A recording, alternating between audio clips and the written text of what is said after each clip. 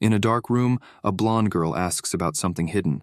However, the boy remains silent, his sword pointing at her. She says she asked him a question. He, exhausted and weak, looks at her and thinks, this girl, the direct disciple of the Supreme Sword who shares the same lineage, could she really be powerful enough to defeat hundreds of demonic humans with a single strike? Wiola, the divine sword, the one who ended the celestial demon, the same one that caused the great war of the orthodox demons. The girl lifts him up, stating that she knows he knows the location, and asks where the rest of the demonic humans went. She also asks if he feels even a hint of remorse. The young man thinks he knows the location, but cannot speak, as his vocal cords have been destroyed. Moreover, his seal prevents him from saying anything. The girl, with tears flowing down her face, says this is his last chance. Everyone wants his end, but if he helps, she will do everything she can to save him. She, with a trembling voice crying, begs him to say something. The boy believes all of this is driven by the hatred she feels for the demonic human she couldn't capture. Or perhaps it's because of Zhang Xiongyon, the meteor blade, her fiancé, who was captured by the demonic humans. With a slight smile, the boy considers it ridiculous that the woman, more powerful than anyone else in that world, is distressed because of one man. The girl throws him to the ground. Trembling with rage, she says that if she had known he was such an evil person, she would have ended him the first time she saw him. Biting her lips, she says she regrets that. The boy thinks that the first time they met, as she thinks it was, must have been a little different from how he remembers it. Thus, he wonders when things went wrong. I am a traitor who has ended countless lives from behind and allied with the demonic humans. This must just be my karma, finally catching up with me. Wiola, leaving, notices something and looks back. Seeing Gu Yangchun on the floor, she asks what he is doing. He begins to write on the ground when suddenly, an immense pain strikes his heart, causing him to vomit. He continues writing, thinking that the curse placed on him is that if he breaks the conditions, his heart will explode, ending his life. As he continues writing, she starts feeling more pain and begins to vomit again. He thinks this is the demonic art of the celestial demon. Do not betray the demon cult. The girl begins calling him. While he thinks he can barely hear what she is saying, he thinks, if he said he was framed and none of this was his will, would she believe him? He believes not, because he could give countless excuses. But it's too late. There's no more reason for it, as he's already tired. When he finishes writing, he feels a tremendous pain in his heart and falls to the ground, thinking about why he lived his life this way. Gu Yangchun remembers when he was talking to his sister, and she, with a smile on her face, tells him to be happy. Wiola picks the boy up and places him in her lap, asking if he can hear her. He thinks that all of his regrets, whether big or small, have made him who he is today. Yangchun begins to remember his past and his regrets when the green-haired girl meets her end. Meanwhile, Wiola continues shouting and calling for him. In that moment, he recalls another regret, when the white-haired girl met her end in his arms. Returning to the present, in his final moments, Gu Yangchun, from the Gu clan of Shangxi, was born into a renowned clan of the Orthodox faction and lived his life as an Orthodox martial artist before betraying and allying with the demons. The demonic cult lost the great war of the Orthodox demons, and Gu Yangchun was treated as a prisoner of war before meeting his end. At one point, a girl offers him potatoes. Confused, he wonders what is happening. He thinks he could swear that he had violated the rule imposed by the celestial demon, thus exploding his heart in the process, causing his life to end in Wiola's arms. He thinks that is what happened, but his heart is beating normally, as if nothing had happened. Gu Yangchun thinks that, in addition, judging by the small hands, this is a younger version of him, and wonders if it is some kind of dream, since this is how they first met. Seeing her holding the potato, he remembers what he had said to her back then, when he threw the potato to the ground, crushing it, and asking how a worm like her dared to approach him in such a way, ordering her to know her place. He, feeling regret, wonders how he could have said such a thing. With a slight smile, he believes that, as he is reliving this in his dream, it seems he still has many regrets. The girl, embarrassed, says that he doesn't like potatoes then. He picks up a potato and thanks her. He then bites into the potato and burns his tongue. Yangchun thinks, if this is a dream, why does it hurt? Wiola starts laughing and says his face turned all red. Soon after, her guard appears, calling him young master, and asking why he disappeared suddenly and came here. Yangchun thinks that this is his personal guard and wonders what his name was again. He remembers it was Muyan. The guard says he was worried and thought something had happened. Seeing that the young master has a burnt tongue while holding the potato, he asks the girl how she dares to do this. Yangchun tells him to relax and just hand over the thing. The guard is confused, while the boy explains that it's the honey cookie, since he knows it's with him. Muyeon says it's the last one. Quickly, the young master asks if she wants it. The girl asks if he's giving it to her, and he replies that yes. Youngchun says that the potato was very tasty, but it's the only thing he has to give in return. Wiola, with water in her mouth, says that it's her first time receiving something so delicious and with such a good smell. At that moment, someone appears, calling her name. She turns around and says it's her grandpa. The old man asks if she is okay and says he told her not to wander too far from him. The girl replies that she's fine and even managed to get the potatoes. The old man calls her a brat and says the potatoes aren't the problem. He asks if she hasn't gotten hurt. Wiola responds that she is fine. The young master is surprised to see the old man and thinks he recognizes him. The girl says she gave a potato to the boy, pointing her finger at him. The old man quickly pulls her away. Seol asks where he is taking her. The old man bows to Youngchun, apologizing for his granddaughter's mistake, as she, being unfamiliar with the world, offended the young master from a prestigious family. The boy says it's okay, in fact he was thanking her, as he had gotten hungry and, fortunately, she gave him a potato which he really appreciated. He says that the only thing he can offer in return is this honey cookie. If it's all right, he would like them to accept it. The old man remains silent, while the girl says she accepts, since it's something sweet and shiny. The old man picks her up in his arms and runs off, saying that they can't accept something so precious and that they won't bother him any longer, disappearing from the young master's sight. Youngchun tells the old man to wait, and he responds that if the young master is angry, he asks that the young master take it out on him. The boy hands the cookie to the girl, saying that this is his response. The old man, seeing this, thinks that his granddaughter, Wiola, has found him. The girl and her grandfather say their goodbyes. When the protagonist realizes they've left, he sighs deeply and thinks that the old man was one of the three supremes. They were praised as the strongest in the Murim, spreading fear and terror among the unorthodox members. The supreme sword, Wi Hyogun. Youngchun wonders what the supreme sword is doing in a place like that, and thinks that even if it's just a dream, he almost died. At this point, the girl thanks him from a distance, while he smiles and lets out a slight sigh. Muyan tells the protagonist that it's time to return. He responds that it is, and thinks that he no longer has any regrets. Then, it's time for him to wake up now. Sometime later, Muyan says they have arrived. He, confused, thinks about why this is still happening. If it were a dream, he should have already woken up. If it's not a dream, then it must be something related to the celestial demon's curse. Suddenly, a voice says that it's fascinating, and he realizes it's someone he knows. A young woman says she didn't imagine he would come, instead of running away from the place where the clan leader is coming. Yang Chun thinks it's Gu Yongxiu, from the Flaming Sword, his second oldest sister, and the person who hated him more than anyone. So, the reason everyone is gathered there is because the clan leader is coming. Yongseo asks what he is plotting this time, and tells the young master that if he's planning to do something foolish, he should not do it and get out. The protagonist replies that he's only here because he's forced to. His sister says this comes from someone who knew this and still never showed his face once. The boy replies that it was his fault, so he will apologize to the clan leader later. Yongseo, irritated, shouts his name, exuding her fiery aura. She begins to walk toward him, saying that she doesn't know what he's planning this time, but he better stop now, or she will put an end to him for good. If he keeps acting like a brat, he asks her to calm down and says that the clan leader is coming. Mounted on a horse, the clan leader asks what all the commotion is about. Everyone around greets the leader and falls silent. He starts staring at his son Yang Chun, who silently meets his gaze. The clan leader turns and calls the minister. The minister greets the patriarch, who asks about the available swordsmanship units. He informs the leader that the first unit is resting, and the fourth is on standby. The leader then instructs the minister to tell the fourth unit to finish their preparations and come meet him.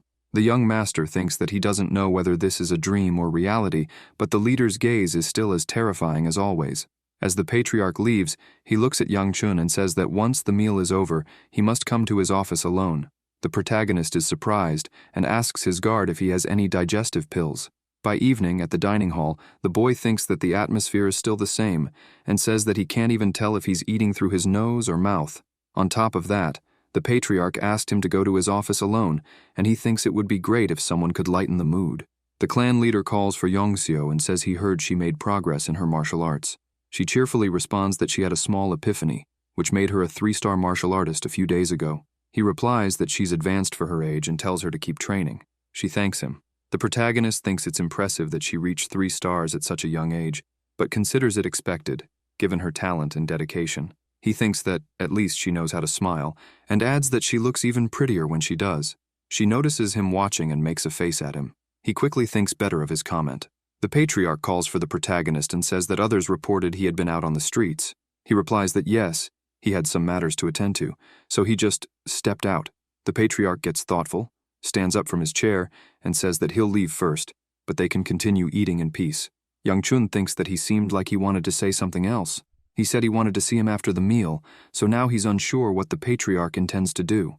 A maid approaches him and says that the leader instructed him to rest well tonight and that he'll speak with him tomorrow afternoon. The young master asks if the leader has changed his mind. Later, in his room, he thinks that since he hasn't woken up, this isn't a dream, and says that this must be the famous regression he had heard about.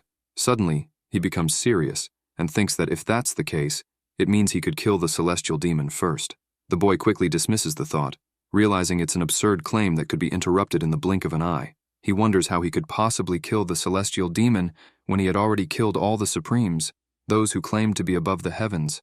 As he recalls his past life, while living as a damned demon human, he had allied with the celestial demon only to ensure a chance of survival. And through his memories, he can see that it brought him millions of regrets, but those past regrets helped him realize many things.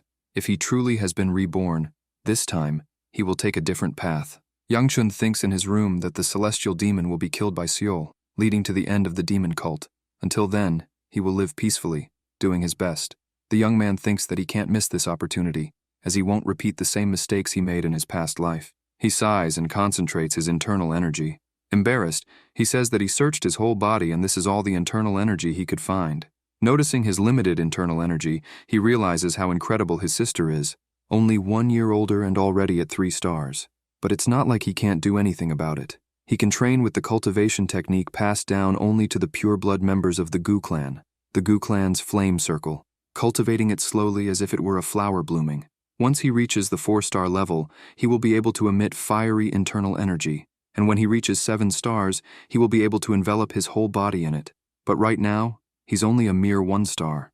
While cultivating, he thinks he needs to gather as much internal energy as possible as quickly as he can and polish it until it becomes 2 stars, so he can live a peaceful life, different from his past one. He shouldn't borrow the power of demon humans, but get stronger with his own strength. The problem is that if he pushes beyond his limits, he could end up dying. With his current abilities, using his internal energy isn't easy. If he keeps trying, he might end up suffering from energy deviation. But he has achieved some results. He's in the early stages, but he's reached the 2-star level. With this, he thinks he'll continue, step by step, in a way that's not slow, toward a life different from his last one. He won't do anything foolish that could have a negative impact on his future. The next day when he wakes up, he thinks how it makes sense that his whole body hurts just from that training. He thinks it's his fault for not having trained up until now. The young man thinks he has a long road ahead. He'll go to the patriarch's office in the afternoon, so until then, he should train a little more. When he opens his bedroom door, he runs into Wiola, who says hello to him. On a starry night, the sky begins to crack. A man looking at it says it's not a star, and wonders if it had always been there when, suddenly, the sky cracks open, creating a hole, leaving the man startled. One day, monsters crossed the space. It became known as the Gates of the Demon Realm. Each sect worked hard to create a group that could fight against the monsters. They were called the Sword Units. Every sect needed to have at least one. The Gu clan has 5 sword units. The older sister, Gu Hui Bi, was the commander of the 5th sword unit, and he, a tough guy, spent half of his life under her cruel leadership. That was where she officially met Wiola. It must have been about half a year since the incident with the potato, though. Yang Chun sees her in front of his room. Not believing it, he thinks that he must be going crazy and goes back inside. Wiola grabs him by the shirt, telling him to wait. Then, she says it's a pleasure to meet him. Suddenly, her grandfather slaps her hand, saying he already told her that she shouldn't treat the young master any old way. The protagonist, confused, wonders what he meant by that. The old man tells her to apologize immediately. Wiola says she's very sorry. He, not understanding, wonders what is happening. The old man, Mun, bows and says that he will serve the clan leader in gratitude, acknowledging his weakness but promising to do his best. The young man, surprised, thinks that this isn't Hyogun. The girl says her name is Wiola, and she will be helping her grandfather from now on. Yang Chun, not understanding, wonders what she means by serving. He sighs, thinking that if it's the clan leader's orders, then his father must have chosen this directly. The young man responds that it's a pleasure to meet them, thinking that he's already screwed, and his life hasn't even started yet. He asks Wee Mun if he can just call him Young Chun, as it's better than Young Master. Wee Mun replies that he understands and calls him Young Master. The protagonist, sitting on the floor, mutters that it's quite a broom. The old man merely nods. Young Chun wonders if this is really okay and looks at the situation. Two servants, along with Wiola, tell her it will be dangerous to carry so many things by herself. The girl replies that it's fine. She can manage. One of the servants insists that she shouldn't be so stubborn and she will help, but Wiola says she's fine. Suddenly, she trips on a stone and falls, her clothes spilling onto the ground, hitting her forehead on the floor. Everyone watches in silence as she holds back tears. The protagonist thinks about how bad she is at domestic work and wonders how she could be so clumsy, considering she should have talent for martial arts.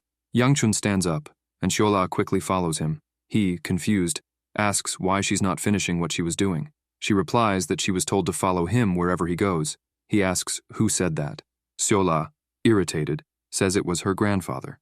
The young man says he understands. He thinks that his personal servant is Wiola and figures they only gave her this job because they didn't want to deal with him. He reflects that, even as the son of a good clan, his personal servant shouldn't have been chosen so haphazardly. He thinks that while Wiola is decent, the supreme sword would be way too intense. After she tries to fix her clothes, Young Chun begins to do it himself, thinking if his father knows who the old man is, or if he just doesn't care, as many servants have quit. While getting ready, he thinks that his father told him to go to his room, and that he'll figure it out when he gets there, wondering what the hell is going on. The girl runs after him, telling him to wait. He asks where she thinks she's going and tells Wiola to stay there and learn how things are done first. With tears in her eyes, Wiola says she understands. The old man watches silently. The protagonist also remains silent. As he leaves, he tells the girl to learn how to do her job. She becomes all depressed. Before closing the door, the protagonist calls her and says he'll bring something tasty, so she should give it her best. Wiola becomes all cheerful, thinking about sweets, while her grandfather just sighs. Young Chun thinks they've never been this close in his past life. He feels like he never talked to her this way. The young man wonders what to do when he gets there. He thinks that, when he hears what's being said, he'll ask why the girl and the old man are with them. Suddenly, his father appears behind him and asks what he's waiting for. He yells, startled by the sudden appearance, and the leader tells him to come in. The protagonist thinks that, after having cursed in front of the leader, his end should have come right then and there. The patriarch asks if he has seen the new servants. He answers yes and greeted them in the morning. His father asks what he thinks of them. He replies that he's grateful for being given a servant for his convenience, but he's still wondering about them. The patriarch drinks his tea and tells him not to ask yet, as he will know when the time comes. He says he understands. Young Chun thinks that his father must have left them as his servants, even knowing everything, and wonders if he made a deal with Wee Hyogun. The patriarch tells him not to worry about such things, and instructs him to prepare for the Unified Dragon Assembly tomorrow. He replies that he will do so. Distracted by his thoughts, he wonders what the Unified Dragon Assembly was again. When he remembers, he is surprised.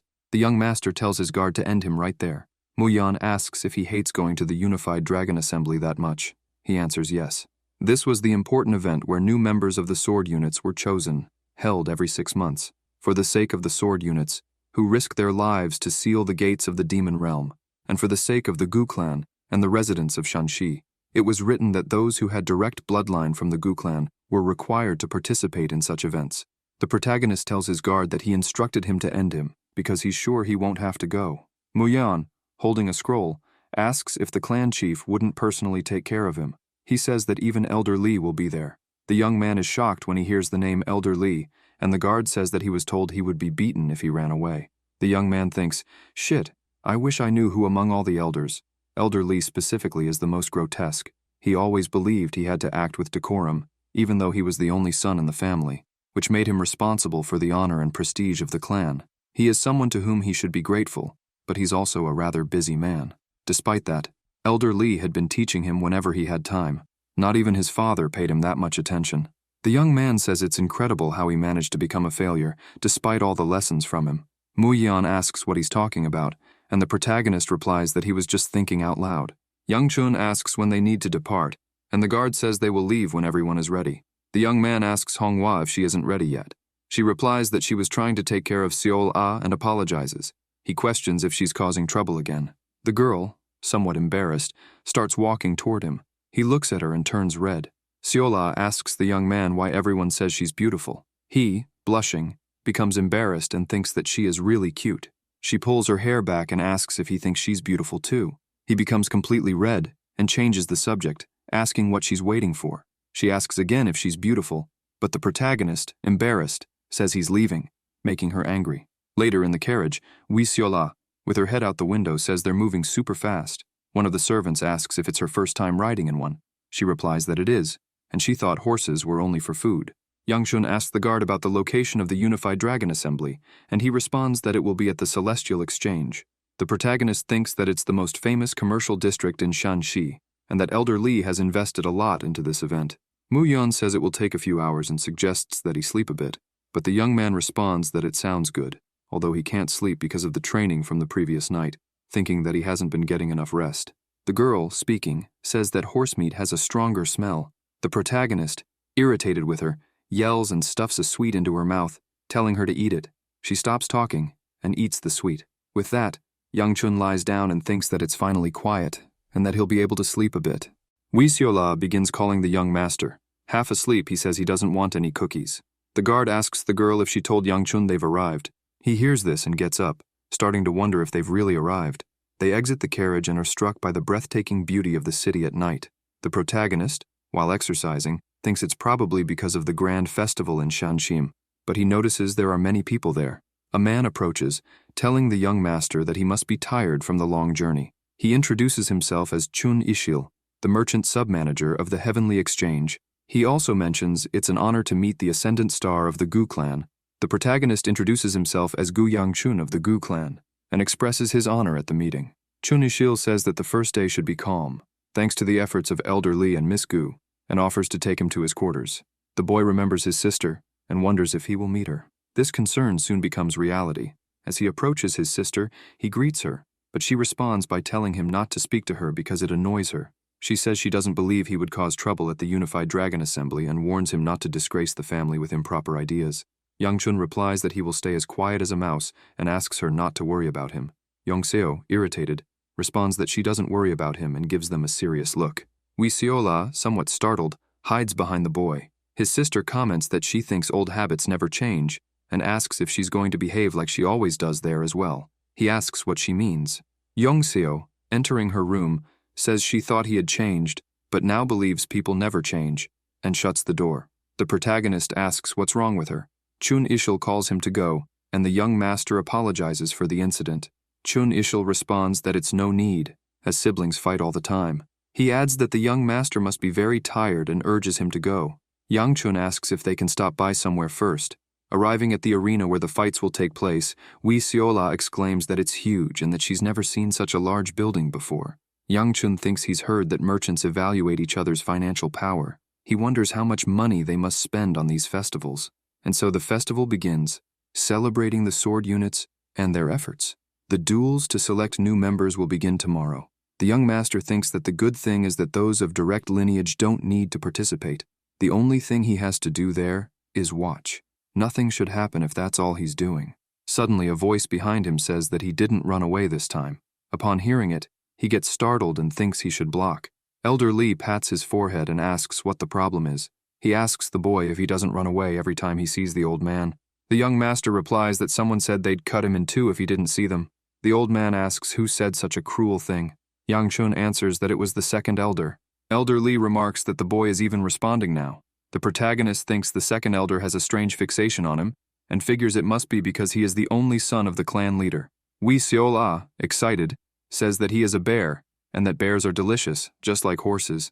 The elder stares at her in silence. She becomes shy under his gaze while he continues to remain silent. Wiola hides behind the boy, and he tells the elder that he's going to scare the others if he keeps staring like that. The elder stays silent while the protagonist says that he's starting to worry about him. The second elder asks if the girl is his concubine.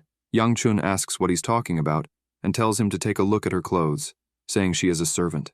The elder responds that if that's what he's saying, it's fine. He says that tomorrow will be the Unified Dragon Assembly, but that the protagonist will only be a spectator. He suggests that the young master go to sleep. The boy agrees and wishes the elder good night. Before leaving, the elder tells the young master that if he runs away, it will be the end for him. Wiola asks if that grandpa bear is going to eat them. He replies that first he's going to beat them. Elder Li says that, as he thought, That kid has something about him. The day of the Unified Dragon Assembly arrives. Yang Chun says he thought the assembly would start very early, but looking around, it seems like it will only start by noon. Mu Yeon says that's what it seems. The guard says that the numerous clans of Shanxi, or anyone who can prove their identity, agreed to participate, but he never imagined there would be so many people. The young master comments that becoming a member of the sword unit means a lot, and the guard agrees, saying that's true. Wiola, frightened, hides behind the boy and asks if the grandpa bear is going to eat them, and if she can ask him to hibernate. He replies that it's spring now and says that if she's so scared, it's better to go back to the room. She responds that her grandfather told her to stay close to him. The young master thinks he can't tell her to put down the supreme sword. Yang Chun says it's fine because their guard can defeat the grandpa bear. She asks if he's serious.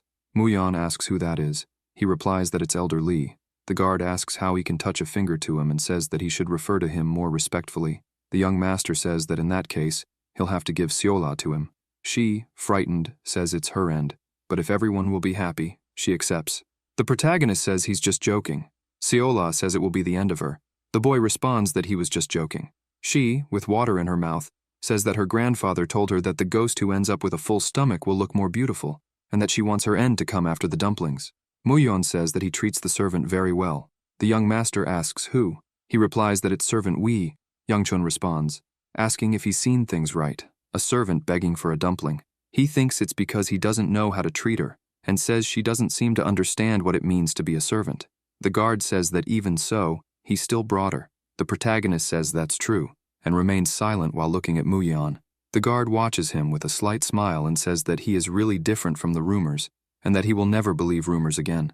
The boy says he's overthinking it, because it's just dumplings. The young master tells him to wait and asks what rumors and since when he's the guard. Mu Yeon replies that he thinks it's only been 2 weeks. Yang Chun thinks that the guard must have been hired before his return, which is why he said that. Suddenly someone shouts loudly saying, "Miss!" The boy gets startled. A maid tells her mistress that she shouldn't walk around alone because it's dangerous. The mistress replies that she's just being overly worried because the dragon assembly is being held. What else could happen, with so many people from the Gu clan around?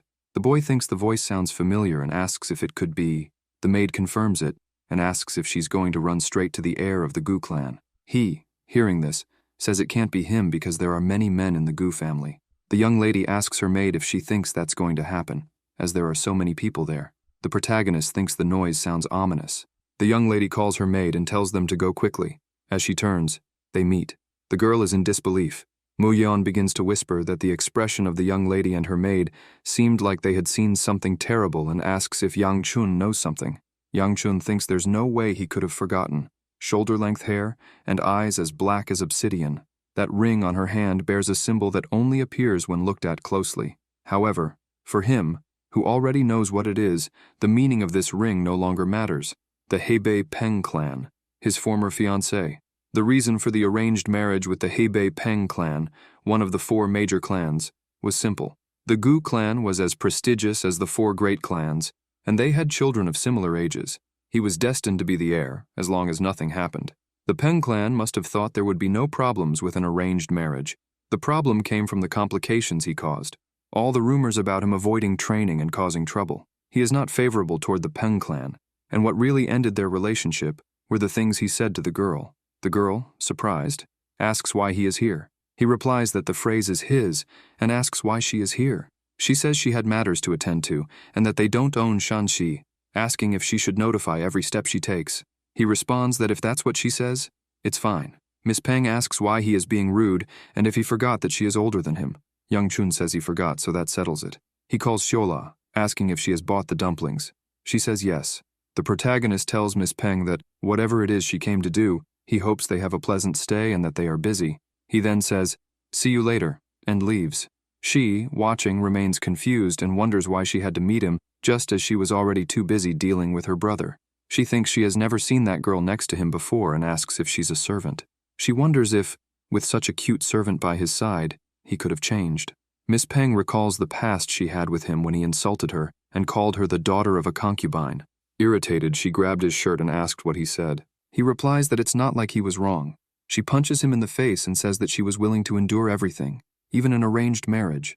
Even with all the horrible rumors about him, she would endure everything for the Peng clan. Her maid tries to calm her down, but she ignores her, stepping near his face. With a chair in her hand, she says that she doesn't care about the marriage and that he would meet his end right there. After recalling what happened, she thinks that nothing has changed since then and watches him. The protagonist helps Wiola carry the dumpling pots, while the guard tries to help, but the boy tells him to just stay on watch. Miss Peng, watching from a distance, thinks there's something different about him. She thinks it can't be. He must just be in a good mood, and there's no way he could have matured. But maybe he has changed a little, just maybe. As they walk, suddenly someone shouts. Yang Chun says he's been getting a lot of scares.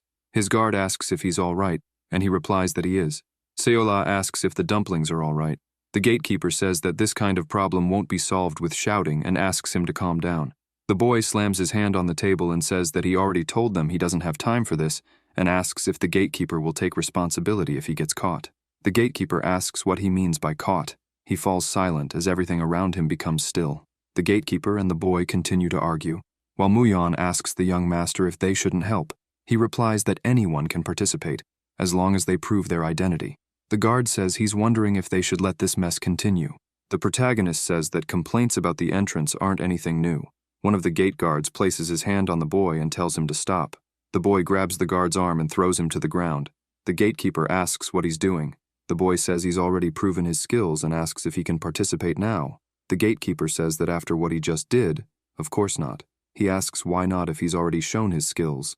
Muyeon asks if they shouldn't go help now. Wiola says that what just happened was really cool. The protagonist calls for them to move on. His guard asks if he's really going to leave that man there. He replies that he doesn't want to deal with it and tells the man to get inside. The gatekeeper says that he can't just do whatever he wants because they have rules. Without an identity, he can't enter. The boy asks if his skills aren't proof enough. The gatekeeper replies that it's an even bigger problem. The young master, irritated, shouts at the gatekeeper, asking if he's disrespecting the young master of the Peng clan. The protagonist, hearing this, is confused. While Miss Peng listens, she is also confused. Yang Chun thinks about what he said and wonders if he really said he was the young master of the Peng clan. In the hell of the past, Miss Peng asks her brother what he's doing. He replies that he was warming up a bit because of the cold and took the opportunity to roast a sweet potato over the fire. The girl says she won't ask why he's doing this in front of her room, but questions what he plans to do with the plate in his hand. Her brother says that the sweet potato was taking too long to cook, so he used the plate to make the fire stronger. As soon as he finishes speaking, he gets hit on the head. He asks why she hit her own brother. She replies that he deserved it, and asks if he at least knows what he's holding. He answers that it's firewood. His sister says it's a plate that belongs to the leader of the Peng clan, a reward for graduating as the top of the class at the Divine Dragon Academy and becoming the youngest successor in history. She asks if he knows how many things he can do with that plate. The young Master Peng replies that yes, and says that making the fire stronger is one of them. Then, his sister starts hitting him, calling him an idiot, and says that he needs to act more like a successor. He stays quiet and says, "Successor, right?" The girl says that sometimes she can't guess what he's thinking because he's skilled and strong, and he's the next successor, but he seems dissatisfied.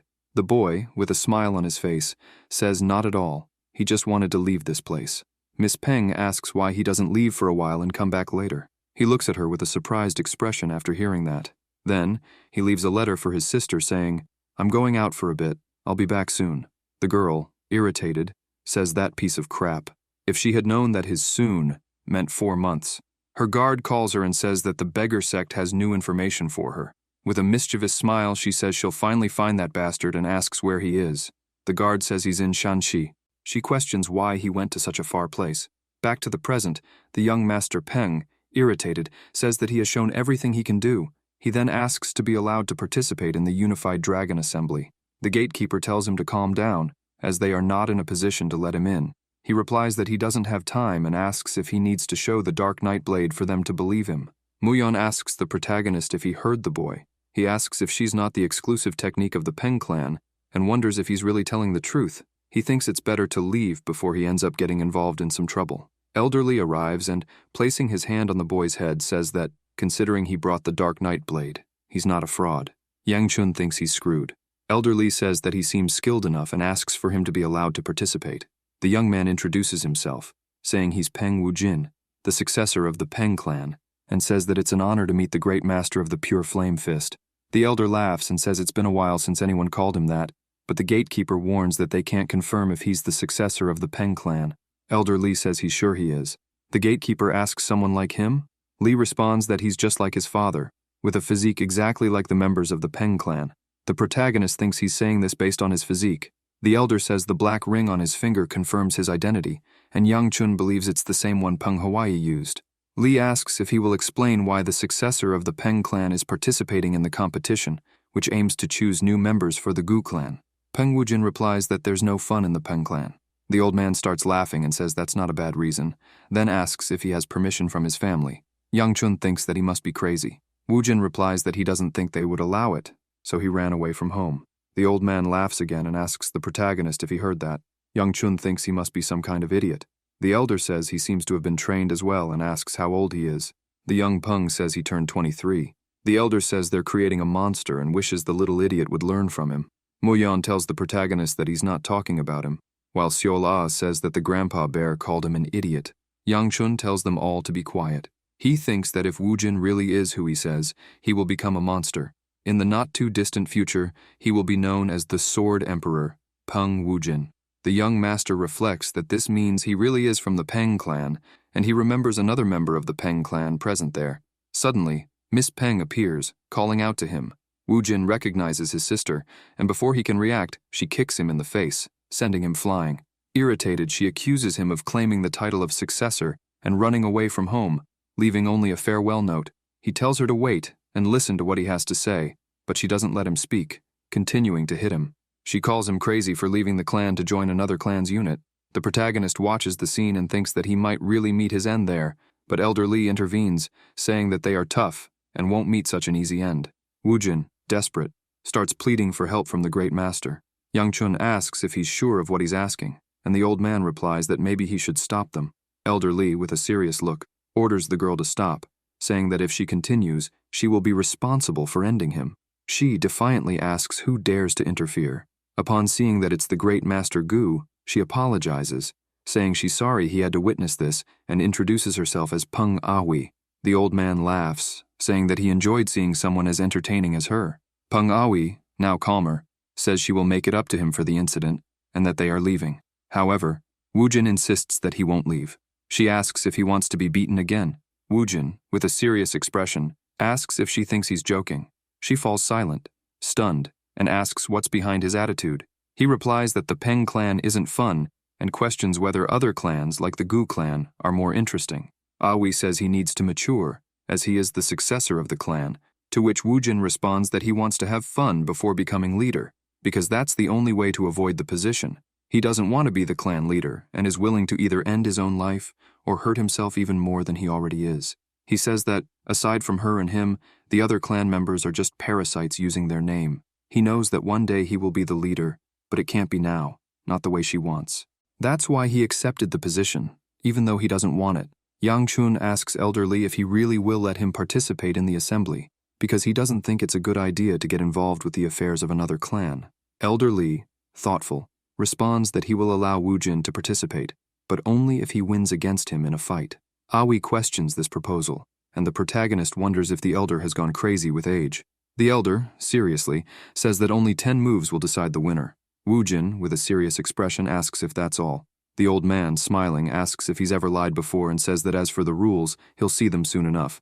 Miss Peng tells her guard, Yobi, to hold Wujin, and Elder Li says that if Wujin can touch him before the 10 moves are up, he will be the winner. Wujin, agile, seizes the opportunity and charges at the elder, appearing behind him with his sword. The old man starts laughing, saying that Wujin is too impatient, and with a quick movement, he turns and lands a punch on Wujin. As night falls, in the assembly arena, the announcer declares, Ladies and gentlemen, the wait is over. The time has come for the much-anticipated fight between the two stars who will illuminate the future of the Gu clan, Gu Yoseo, of the Flaming Sword, and Gu Yangchun, the first heir of the Gu clan. The protagonist thinks about what he is doing, fighting against his own sister. Back to the fight between Elder Li and Wujin, the old man lands a full punch to Wujin's face, sending him flying and knocking him unconscious. After a while, the elder declares himself the victor. Yang Chun, concerned, asks Elder Li if he shouldn't have pulled the punch. The elder responds that it was a fight agreed upon by both, and he controlled his strength, ensuring Wujin would wake up soon. The young master says that if the Peng clan comes asking, he'll make it clear he won't get involved. The elder reassures Yang Chun, saying that he won't face the consequences alone. The protagonist approaches Peng Ahui and says that all of this was the elder's idea. Ahui, relieved, replies that it's all right and that it's a relief to see Wu Jin in that state. She turns to the elder and mentions that if he had known what kind of trouble Wu Jin would cause, he would have suggested something more sensible than such a risky competition. The old man asks Miss Peng if that's what she thinks, as he only did it because he thought it would be amusing. Yang Chun wonders how he ended up becoming an elder. Wiola begins calling him, and he responds that he knows they need to escape from this bear soon. The girl, excited, comments on how the grandpa bear did everything so quickly and defeated Wu Jin, but Yang Chun thinks she's quite naive and wonders how she managed to save the world. Elder Li tells Wiola that she has a better eye than the annoying boy there, and says he will give her a gift, showing a honey cookie. Wiola, happy, says she's always liked Grandpa Bear, and he replies that he knew she would say that. Elder Li asks if Yang Chun is upset because he gave only one gift to his servant, and says that in that case, he needs to give a gift to him as well. Yang Chun says he doesn't like sweets, but the old man says that after the Unified Dragon Assembly, he will participate in the exhibition fight. Returning to his fight with his sister, she asks if he's not going to use a sword. He stretches and thinks that he used to use a sword. But the techniques of the Gu clan's Circle of Flames can be used with multiple weapons, especially effective with both the sword and fists. In the end, he realized that using his fists worked better for him, so he abandoned his sword. He then asks if this will seem strange. Gu Yongxiu says that she doesn't mind whether he uses a sword or anything else, as she is just happy and grateful for the opportunity. The young master is confused. She says she will have the opportunity to beat her little brother without any problems, and to make it even better, in front of everyone. He remembers the conversation with the elder, questioning why he needs to participate in this, especially against his sister. The old man tells him he doesn't need to shout. Yang Chun, discouraged, says he didn't want people to leave thinking that the Gu clan is boring. He sighs and thinks that the elder is crazy, probably just finds this amusing, and that he will give in. The old man says that if he thinks of giving up, the same thing will happen to the young master of the Peng clan. The protagonist asks if he really wants to see him get beaten in front of an audience. Elder Li asks Yang Chun if he really plans to lose. He thinks he can't afford to miss this unique opportunity to start over, and doesn't want to waste energy on a fight that never even happened in his past life.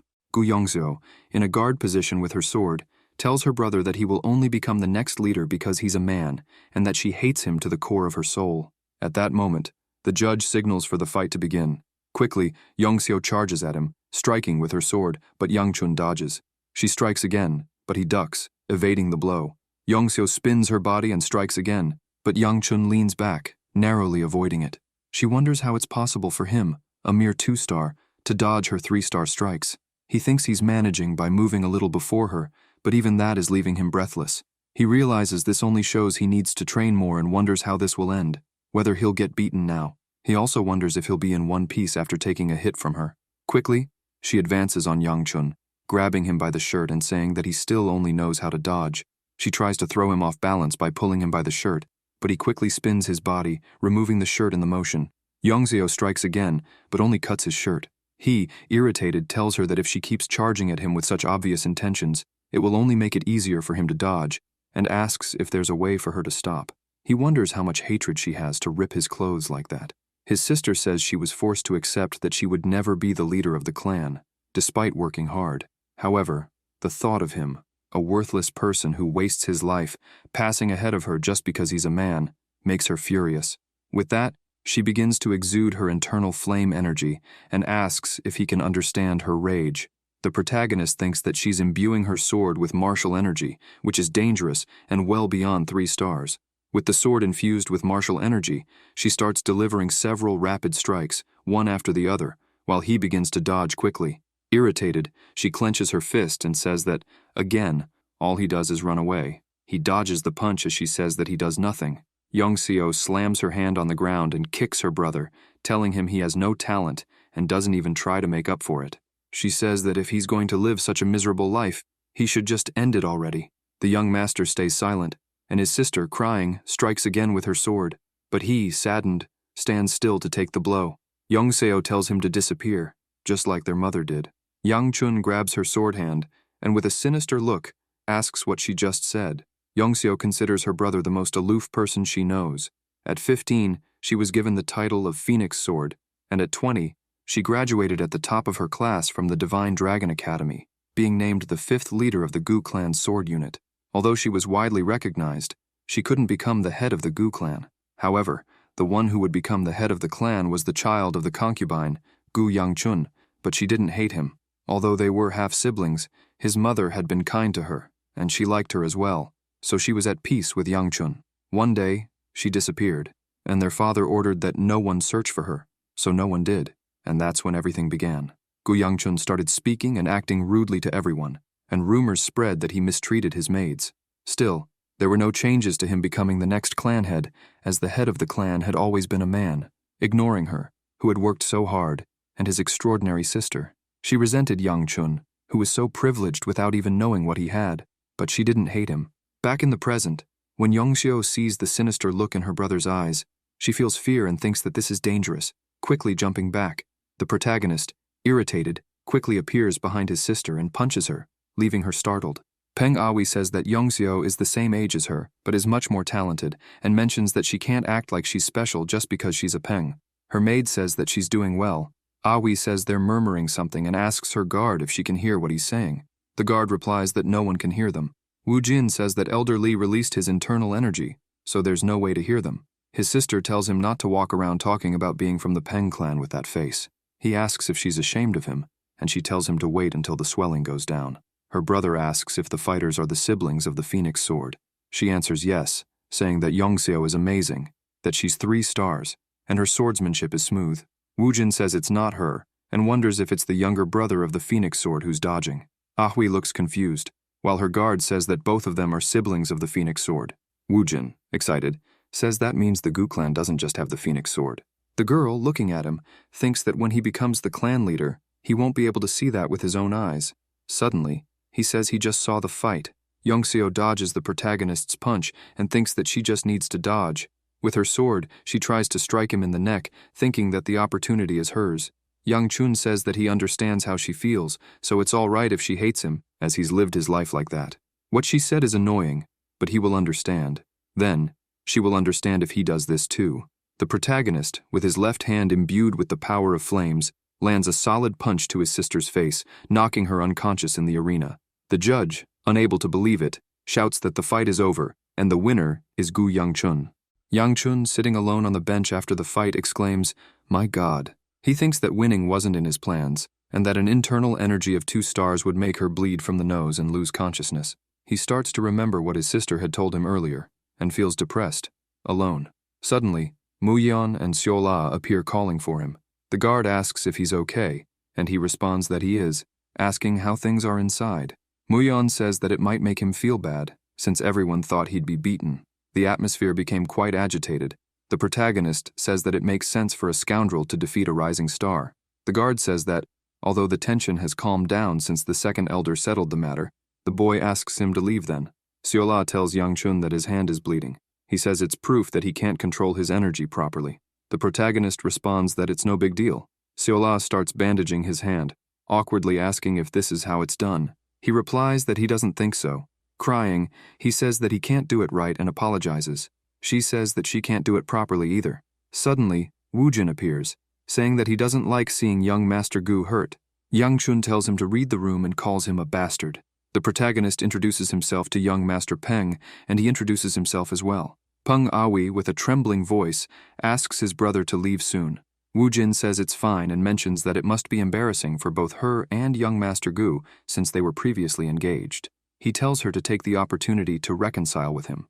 Yangchun asks why he's here. Wu Jin asks if it wouldn't be good to make connections and become friends, and asks him to call him brother. The protagonist responds that getting close to people like him wouldn't bring any benefits. Wu Jin is surprised to learn that the Gu clan has hidden talents beyond the Phoenix Sword. Yangchun says that, judging by the fact that he mentioned Gu Huibi, he assumes that he knows his sister.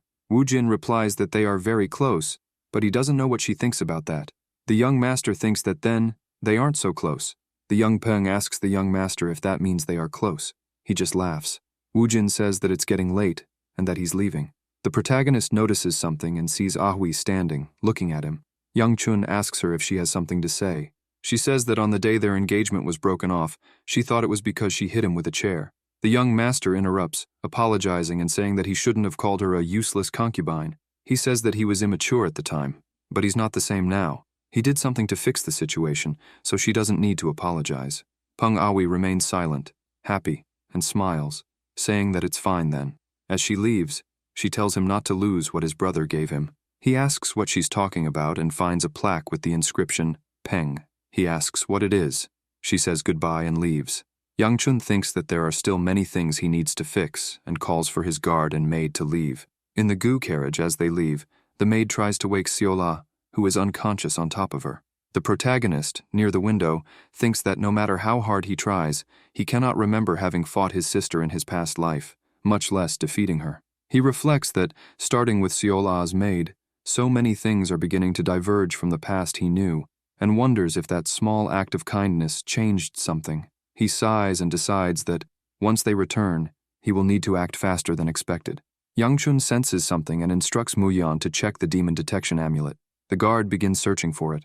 Upon retrieving the amulet, Mu Yan reports no changes, stating he isn't sure what Yang Chun felt, but reminds him that the amulet will start glowing if demons are nearby. Just as he prepares to suggest that the young master rest, the amulet begins to glow. Mu Yan quickly shouts for everyone to stop and declares it's a demon portal. He commands everyone to take combat positions, emphasizing the importance of ensuring the young master's safety. The guard cautions Yang Chun, saying it's dangerous for him to be outside.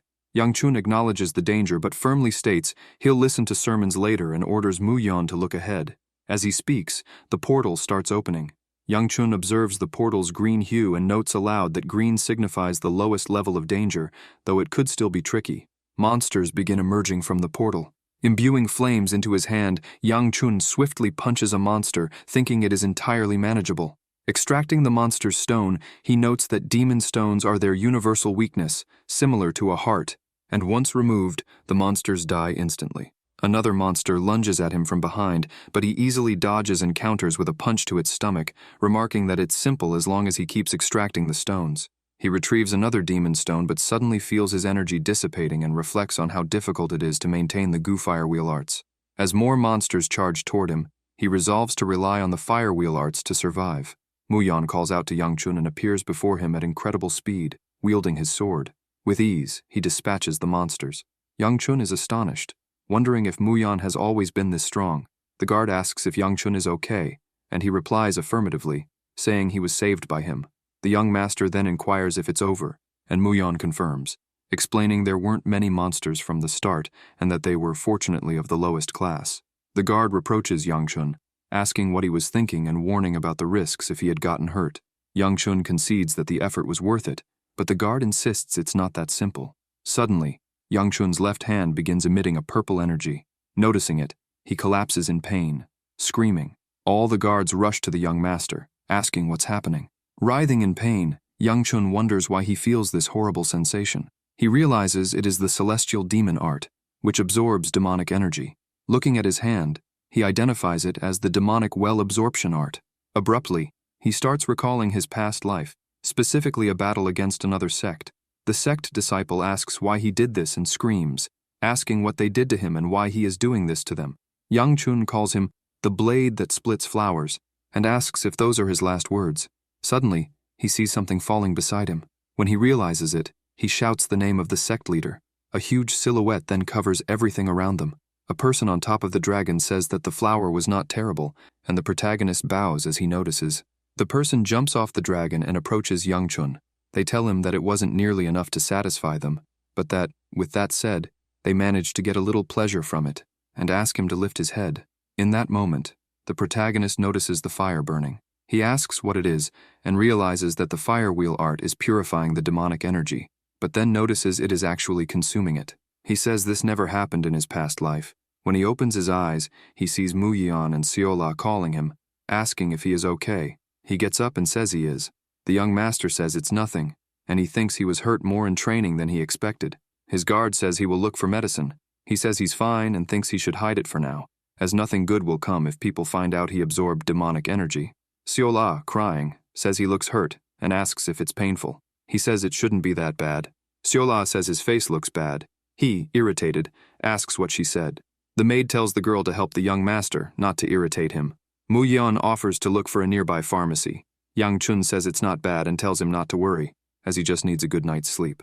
As everyone starts to gather their things, he thinks he no longer feels demonic energy in his body and wonders if the fire wheel did something. With the demon stone, he thinks its color has faded, meaning the energy has been absorbed. He thinks that, anyway, he needs to move and crushes the stone. The next day in the city, Wiola calls the young master excitedly, showing honey cookies. He says he doesn't care and walks past her. She asks why he brought her if he isn't going to buy honey cookies for her. Chun says he had business in the market but used his grandfather as an excuse for her to follow him. His guard asks why he came to the market and says that he hasn't recovered yet. He suggests that if there's no reason for him to be there, he should return home. He asks if he's looking for something and offers to help him search. The protagonist says he understands that he wants to help, but now is not his time. As they walk, he suddenly stops. Looking to the side, he says it seems to be the case. Muyan asks what it is and what's in that alley. Chun tells Wiola to go back home and calls his guard to follow him. He tells Wiola to return to the clan and inform them that he'll be back later. The girl looks hesitant, but the young master says he'll give her 10 honey cookies if she goes home. She responds with dumplings. He says it's fine, and they make the deal. The boy calls his guard. When he asks where they're going, he replies that he'll find out soon. As they walk, the young master says it's this way. Muyan says this place is very dangerous. He responds that yes, it is. After walking a bit further, he finds the place. Chun says he was worried it wouldn't be there. The guard asks why he needed to come here, and the boy asks if it seems strange. Muyan says yes, more than the appearance. He has a feeling about the building itself. He says he has sharp senses. They enter the building, and people inside start wondering who the kid is and what they should do, whether they should finish him off. Muyan becomes serious and gets on guard. One of the people calls out and says that this is not a peaceful city to be meddling with and asks what brought him here. Chun says he's here as a client. The man says he seems to have some attitude and asks if he thinks he'd solve things by cutting his tongue off. The guard asks how he dares speak that way, and the protagonist tells him to step back a bit. Then, the young master tells the man that he knows who he is from the moment he stepped in, and asks if he's worried about the Gu clan cleaning up the area. Chun says that before things get to the situation he's afraid of, he asks them to bring the regional manager. The man says he doesn't know where he learned that, but he's seriously lacking in something called respect. At that moment, people begin to draw their weapons. The boy says that they don't seem to be the respectful type either. Their leader commands them to grab him, and they rush at them. Muyan quickly draws his sword and tells them not to think about touching the young master, charging toward them and easily defeating them. The leader, seeing this, thinks that the kid is still the heir of the Gu clan and must have some crazy bodyguard attached to him. He thinks that he can't take him to the regional manager and wonders what he should do. One of the guards tells the captain that the regional manager has something to say. He thinks the boss must have heard already and must be in trouble, asking what he said. Chun, seeing them talk from a distance, thinks they're plotting something and realizes he has no choice. Just as he was about to give an order to the guard, the captain calls the boy and tells him to sheath his sword because the regional manager wants to meet him. The young master says he should have said that earlier, orders his guard to put the weapon away, and tells him to follow him. Muyan says he doesn't understand, and Chun responds that it's no big deal, explaining that he was planning to go to the beggars sect. But there were some problems. The beggars sect managed to secure a spot among the top 10 sects just with information. Since they are still part of the orthodox sects, they don't take jobs that would cause trouble. He thinks what he needs to do is a bit problematic, so he decides he needs to go somewhere else. If the beggars sect is the best in terms of information among the orthodox sects, then the place for the unorthodox sects is the Hao sect. He went to the Hao sect. Descending the stairs, the leader greets him and introduces himself as Wunchu, the leader of the Shanxi branch, and says he didn't expect a visit from someone like him. He then apologizes for their aggressive behavior. Chun says there's no need for an apology and asks if he will accept the commission. Wunchu says that before that, he needs to ask why he didn't go to the beggars sect from the prestigious Gu clan, but came to them, a small and unorthodox sect. The protagonist responds that he came because the beggars sect cannot handle this commission, and asks why Wunchu keeps trying to investigate. Wunchu apologizes if he made Chun feel uncomfortable, but due to his surname, they have no choice but to be cautious. The young master replies that he understands and asks if he will accept the commission. Wunchu says that the Hao sect cannot refuse commissions as long as the price is paid. The boy says he will consider it as if Wunchu is accepting the commission. Chun says he's looking for someone, a boy who is now just over 10 years old. Wunchu takes the paper to look at it and says that he thinks he needs to take back what he just said, as he believes he won't be able to accept it. The commissioner he had before wasn't looking for the child, but for the whereabouts of the person protecting him. The protagonist asks if Even though the commission fee is for the leader of the Hao sect, Wunchu is still going to refuse. The guards around Wunchu quickly draw their swords to attack, but Muyan easily blocks the attack with his sword. The young master says he thought he wouldn't act aggressively. Wunchu, leader of the Shanxi branch, serious, asks how he knows that. The protagonist replies that he's not there to speak in riddles and asks if it's not important that both of them have information about what the other needs. The leader of the branch asks if he can verify the truthfulness of the young master's information. The boy says that he should confirm it himself and carefully consider such matters, as it's something he has to do when in a desperate situation. The young master says that if Wunchu doesn't need it, he can forget it, as he will go to the beggar's sect and perhaps slip some things about the leader of the Hao sect to them as well. Wunchu says he understands. The young master of the Gu clan asks how long it will take. Wunchu answers that it will take at least 3 months. The protagonist says that's fine. As he leaves the room, he says that when he finds the person, they will exchange more information. Yang Chun notices that the leader of the Shangxi branch seems a bit anxious. Thus, he says, the sharp mountain range, and that this is his advance payment. The captain of the troops asks if he believes the boy's words, and Wunchu replies that, given that he knows information about their leader, he has no choice but to believe him. Wunchu thinks about what's happening, seeing how skilled the guard accompanying the boy is. The boy must have known they would act aggressively like this. He thinks that this information can't be something only the young master knows. He's sure the Gu clan leader is involved as well, so he starts removing his skin mask. The captain of the troops asks if it's okay for him to take it off. The leader of the Shanxi branch responds that he was feeling suffocated and that there is no one watching now. Anyway, the Hao sect typically doesn't respect, trust, or follow the sect leader. That's why he had been hiding to avoid those pursuing him. He starts thinking about his father. When Yang Chun leaves the Hao sect, he sighs and thinks that, if it came to this, he would have told the leader to come at him. But it's a relief that the small information he knew turned out to be useful. What he knows is that the leader of the Hao sect was captured by the Black Knight Palace for over 5 years, and as a result, the Hao sect and the Black Knight Palace went into battle. The Murim alliance made a surprise attack, leading to the collapse of the Black Knight Palace and the end of the battle. However, during the battle, the leader of the Hao sect died, resulting in the extinction of the Hao sect. Still, he doesn't know the exact location of the Black Knight Palace and thinks he got lucky. The fact that such information worked is thanks to the Hao sect's Shanxi branch, and the fact that he knows the branch leader. This is quite annoying, but he needs to do it to find him. The boy, who achieved a high administrative position in the demon cult at a young age, the strategist known as the brain of the demon cult, Zhuge Hyuk of the Celestial Fang, is thinking about finding and putting an end to him. After all, even Wiola had trouble because of his tactics, and if he doesn't deal with him in advance, Zhuge Hyuk will assist in the demon cult's advancement. Muyan says that, although he doesn't know who he is looking for, if it will take 3 months, he will only hear from them around the summer, and says that the people of the Hao sect aren't as informed as the rumors say. The protagonist replies that yes, he will only be able to catch him in the summer. He becomes pensive, and wonders why he thought about this now. He also wonders if it wasn't around this time that the secret chamber of the Jinchuanyan clan, operated by the First Merchant Association, was discovered. The countless riches stacked inside don't matter. What matters are the priceless spiritual pills. A person who ascended to a high stage through the power of these spiritual pills would later become a demonized human, a great source of power for the celestial demon. Yang Chun thinks that Zhuge Hyuk is a problem, but the secret chamber is also an issue. Even if he wants to avoid it, the secret chamber is in Sichuan. He thinks he has no choice and will just give up, as there's no way to go to Sichuan and find such a well-hidden place. Elsewhere, Wiola, surprised, asks what he's talking about. A boy says he asked what she thinks about going to him and yells that he'll make her happier. Then, a method rolls right in front of her.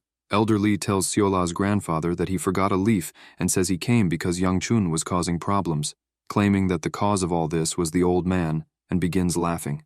The old man laughs, but Li tells him to stop laughing and go back to work. Suddenly, the old man breaks the broom and asks the elder what he thinks he's doing.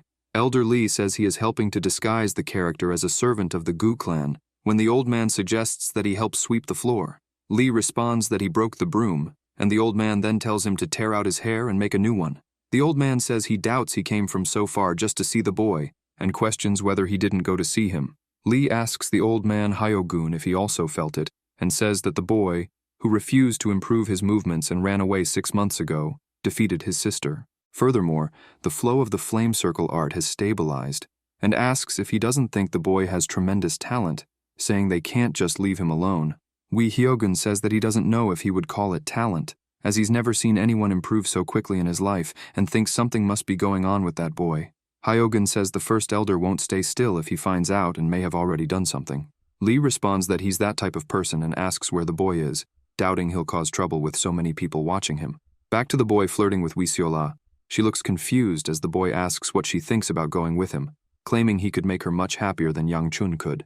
People, listen to what Wiola is about to say. She had a dream last night, but it was a very bad dream because she hurt many people in that dream. Her grandfather knows she hates holding a sword, yet he still made her hurt many people in that dream. Wiola wanted to stop, but she still went into a house to hurt them, and the man there, with a faint smile, says that if she had a bit more time she could have finished it. She stares at him while he hurts her with the sword. With a trembling voice, she apologizes and asks Chu to forgive her. She had the nightmare and then woke up, but because she wanted to see the young master due to the shock she experienced, the maid told her to hurry to the courtyard. However, Wiola arrived before the young master, so someone else was in the courtyard instead of him. He told her he would make her happy, but Wiola is already happy by the master's side. Then, the young master saw what happened and made a scary face again. Afterward, Yang Chun apologizes, saying that she is his servant, and asks who the boy is. He thinks this is the guy asking for Wiola, and notices he's all flushed, saying he doesn't even know where he's from but already hates him. The boy apologizes, saying that he offended young Master Gu. The protagonist asks if he knows him. The boy replies that he does and introduces himself as Gu Juliop, saying he would like to request a duel with the main family lineage. Yang Chun, smiling, says, "Rejected." Juliop is confused, while the young master says that he won't fight. He asks if he's running away, and Yang Chun replies that yes, he is. The boy asks if he's afraid, and the protagonist responds that yes, he is.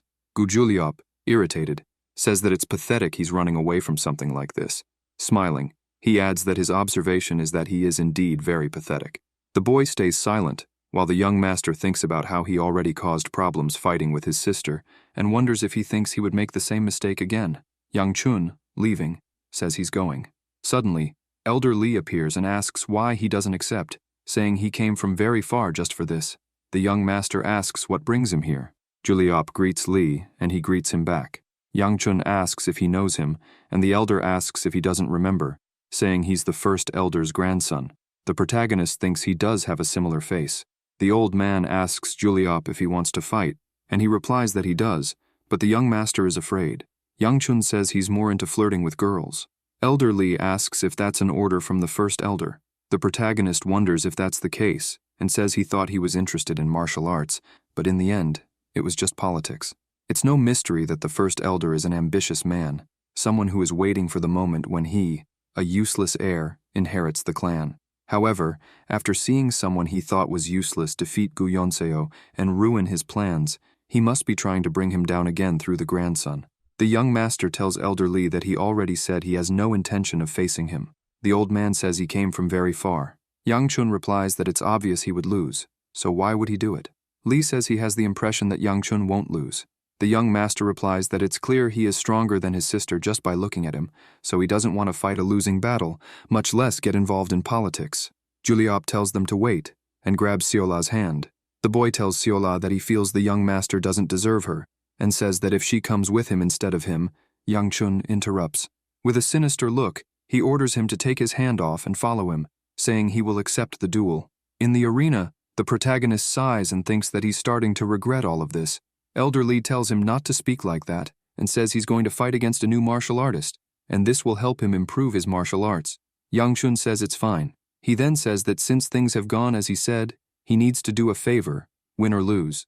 Lee says there's no reason to do him a favor, and he'll lose if he loses here. The young master says he's wrong and says he doesn't want to become the clan leader. Elder Lee asks what nonsense he's talking and asks who else could become the clan leader if not him. The protagonist thinks that he already gave up on this in his past life. With a smile, Yang Chun says he will roll on the ground and surrender if he doesn't do him a favor. Elder Lee says that he's far from charming, but with a condition. The boy asks what the condition is. The old man says that he will do him a favor if he wins. Juliop asks if he's warmed up. Yang Chun replies, more or less. The boy apologizes to the young master and he asks what he's talking about. Juliop says he overdid it in last year's duel against him and never imagined he'd be bedridden for a month afterward. The protagonist thinks that was a long time ago and that he doesn't remember. Juliop says that back then, he thought he was very weak, but he heard that he defeated Yeonseo, though he believes it was a coincidence. However, his grandfather doesn't think so, but he doesn't like to harass the weak. What he hates even more is when a weak person becomes the clan leader. He then begins to infuse martial energy into his sword. He tells the second elder that he would also like something if he wins the duel. Lee says that's fair, and asks what he wants. Juliop says he wants his maid. The protagonist starts laughing. Angrily, he insults him. The second elder tells him to stop laughing and orders them to fight. Yang Chun, standing still, exuding his fiery aura, asks what he's waiting for, and says that it's polite to let the weaker opponent attack first. Juliop asks if that's why he's not afraid. The boy thinks he's sure that he's better than him, whether in internal energy, speed, or strength. He asks if it's because of his aura, but he thinks it can't be, as he has flaws everywhere. He thinks that he's pushing himself to the limit to deal with the internal energy he's emitting. It makes sense that he's tiring out faster since he doesn't have much energy. Now, he must be out of energy. Yang Chun asks if he said he could be the first to attack. Juliop tells him to come. Quickly, the protagonist appears behind him, preparing a kick in the air. When the boy notices, he dodges the protagonist's kick. The boy says it was a good move, but that he's too slow. The young master seizes the chance and clenches his fist, landing a punch to Juliop's face. The punch catches him off guard, and Yang Chun quickly capitalizes on the opportunity, delivering a kick that strikes Juliop's face and sends him crashing into the arena with full force. The boy starts coughing, while the protagonist tells him to get up, saying he's still going easy on him. He tells him not to cry about being caught off guard and asks if he's finished. Juliop apologizes for underestimating him, and the young master says that they'll finish it here. The boy says he hasn't attacked yet, and that he thinks it won't be as easy as he imagined. He gathers energy in his sword.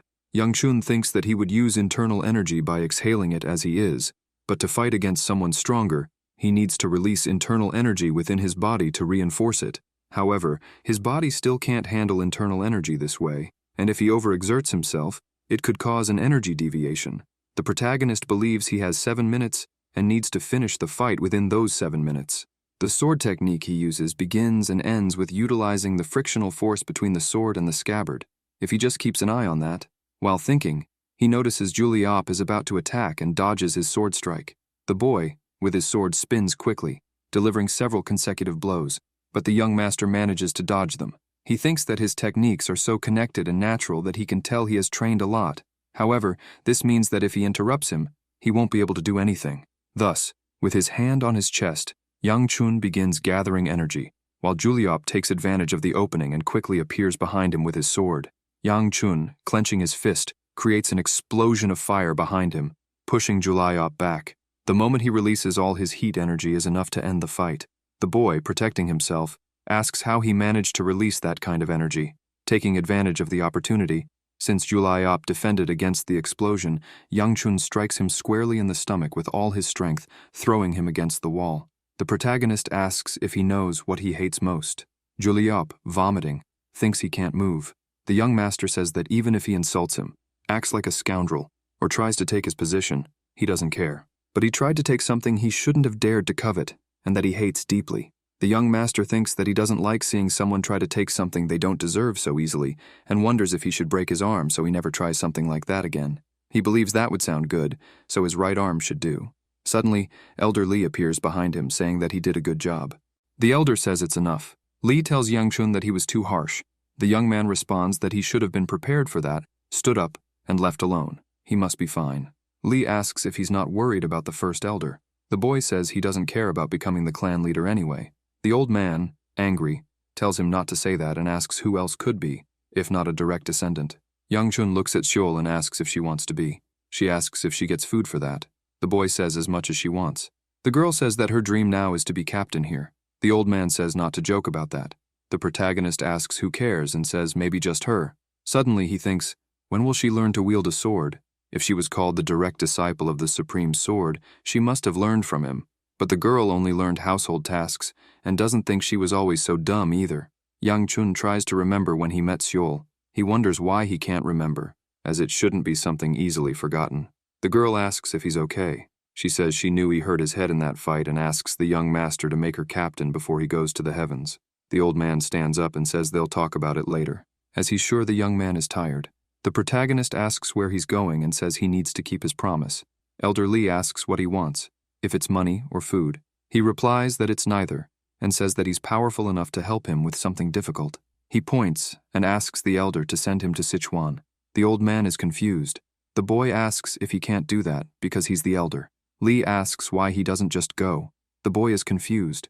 The old man worries for no reason, but the protagonist explains that he said Sichuan, not the market, and that the clan's only son shouldn't wander around without a good reason. Elder Li tells him to just go to the Tang Weapons exhibition. The young master is confused. The Tang Weapons exhibition is an event held every year, where the Tang clan invites other families to showcase weapons made by craftsmen. Li says he doesn't need to participate, but can use it as an excuse to go. The boy says that actually, it was a joke, and that he was asking for money instead. The old man says then he really wants to go and says he didn't even notice, and that getting old is really scary. The boy says that if it's not money, at least a spiritual pill. The old man, excited, says fine. He will send him to Sichuan as quickly as he can, and says he'll show the power of an elder. Yang Chun tells the elder to retract what he said and give him something else. The old man shouts that he'll send him to Sichuan right now. The protagonist says there's no way this is possible, as he would need to report it first and prepare. Suddenly, Elder Li shouts that it's an urgent order from him and tells them to send the young master to Sichuan immediately. The servants say they're ready to leave. The young master is confused by everything, not believing it, while the two elders stand at the gate saying goodbye. Wee Hyogun calls Elder Li to work. He asks if Hyogun needs something too. Hyogun says, of course, and asks if he wants someone like him, an old man, to do all the work. He grabs a broom and ponders. Li says he's bored and asks Hyogun to listen to his concerns. The old man says he rushed the young one just to tell him his worries. The elder says that the clan leader asked him about the immortal doctor, and it seemed like he was asking why someone requested him. So he asks Hyogun why the immortal doctor. The old man falls silent. Li says that if he's not going to speak, he'll change the subject and asks about his granddaughter. He says she didn't seem human and asks what she is. Hyogun responds that he's crossing the line and calls him by name. Serious, Hyogun tells him to be careful with what he says. The elder says that if she were human, he would feel her presence, just like his own. The liveliness of one's presence varies from person to person. But when he first met her at the Unified Dragon Assembly, that child had no presence at all. Li says that if he thinks the immortal doctor could cure her with divine abilities, he should give up because he knows it's not a disease. Wai Hyogun gets serious, summons several energy swords, and tells the elder to stop, saying that child is human. Elder Li gets worried but says that if Hyogun insists, he won't speak further. He adds that if Hyogun wants to defend her, he should just do it, as what he wants doesn't matter, and questions what if she's not human. Hyogun says he just needs to help make up for what she lacks in humanity, and if needed, he'll give his life for her. A few hours later, the Supreme Sword will realize that Wiola has disappeared. Muyan says they just need to prepare the food now. The maid says it will still be a few days until they reach Sichuan, so they'll have to ration the food. The guard asks where the young master went, and the maid says he's going to train until everything is ready. Muyan says he must be bored. The protagonist, while waiting, begins practicing several martial arts moves. He sits on the ground and thinks that although he's practiced some moves, he's already out of internal energy. It's been 10 days since they left, and despite the constant training, he doesn't see any progress. The biggest problem he faced during the fight against Julop was his lack of energy, as the foundation of all martial arts is internal energy. He needs to increase his internal energy and recalls what happened.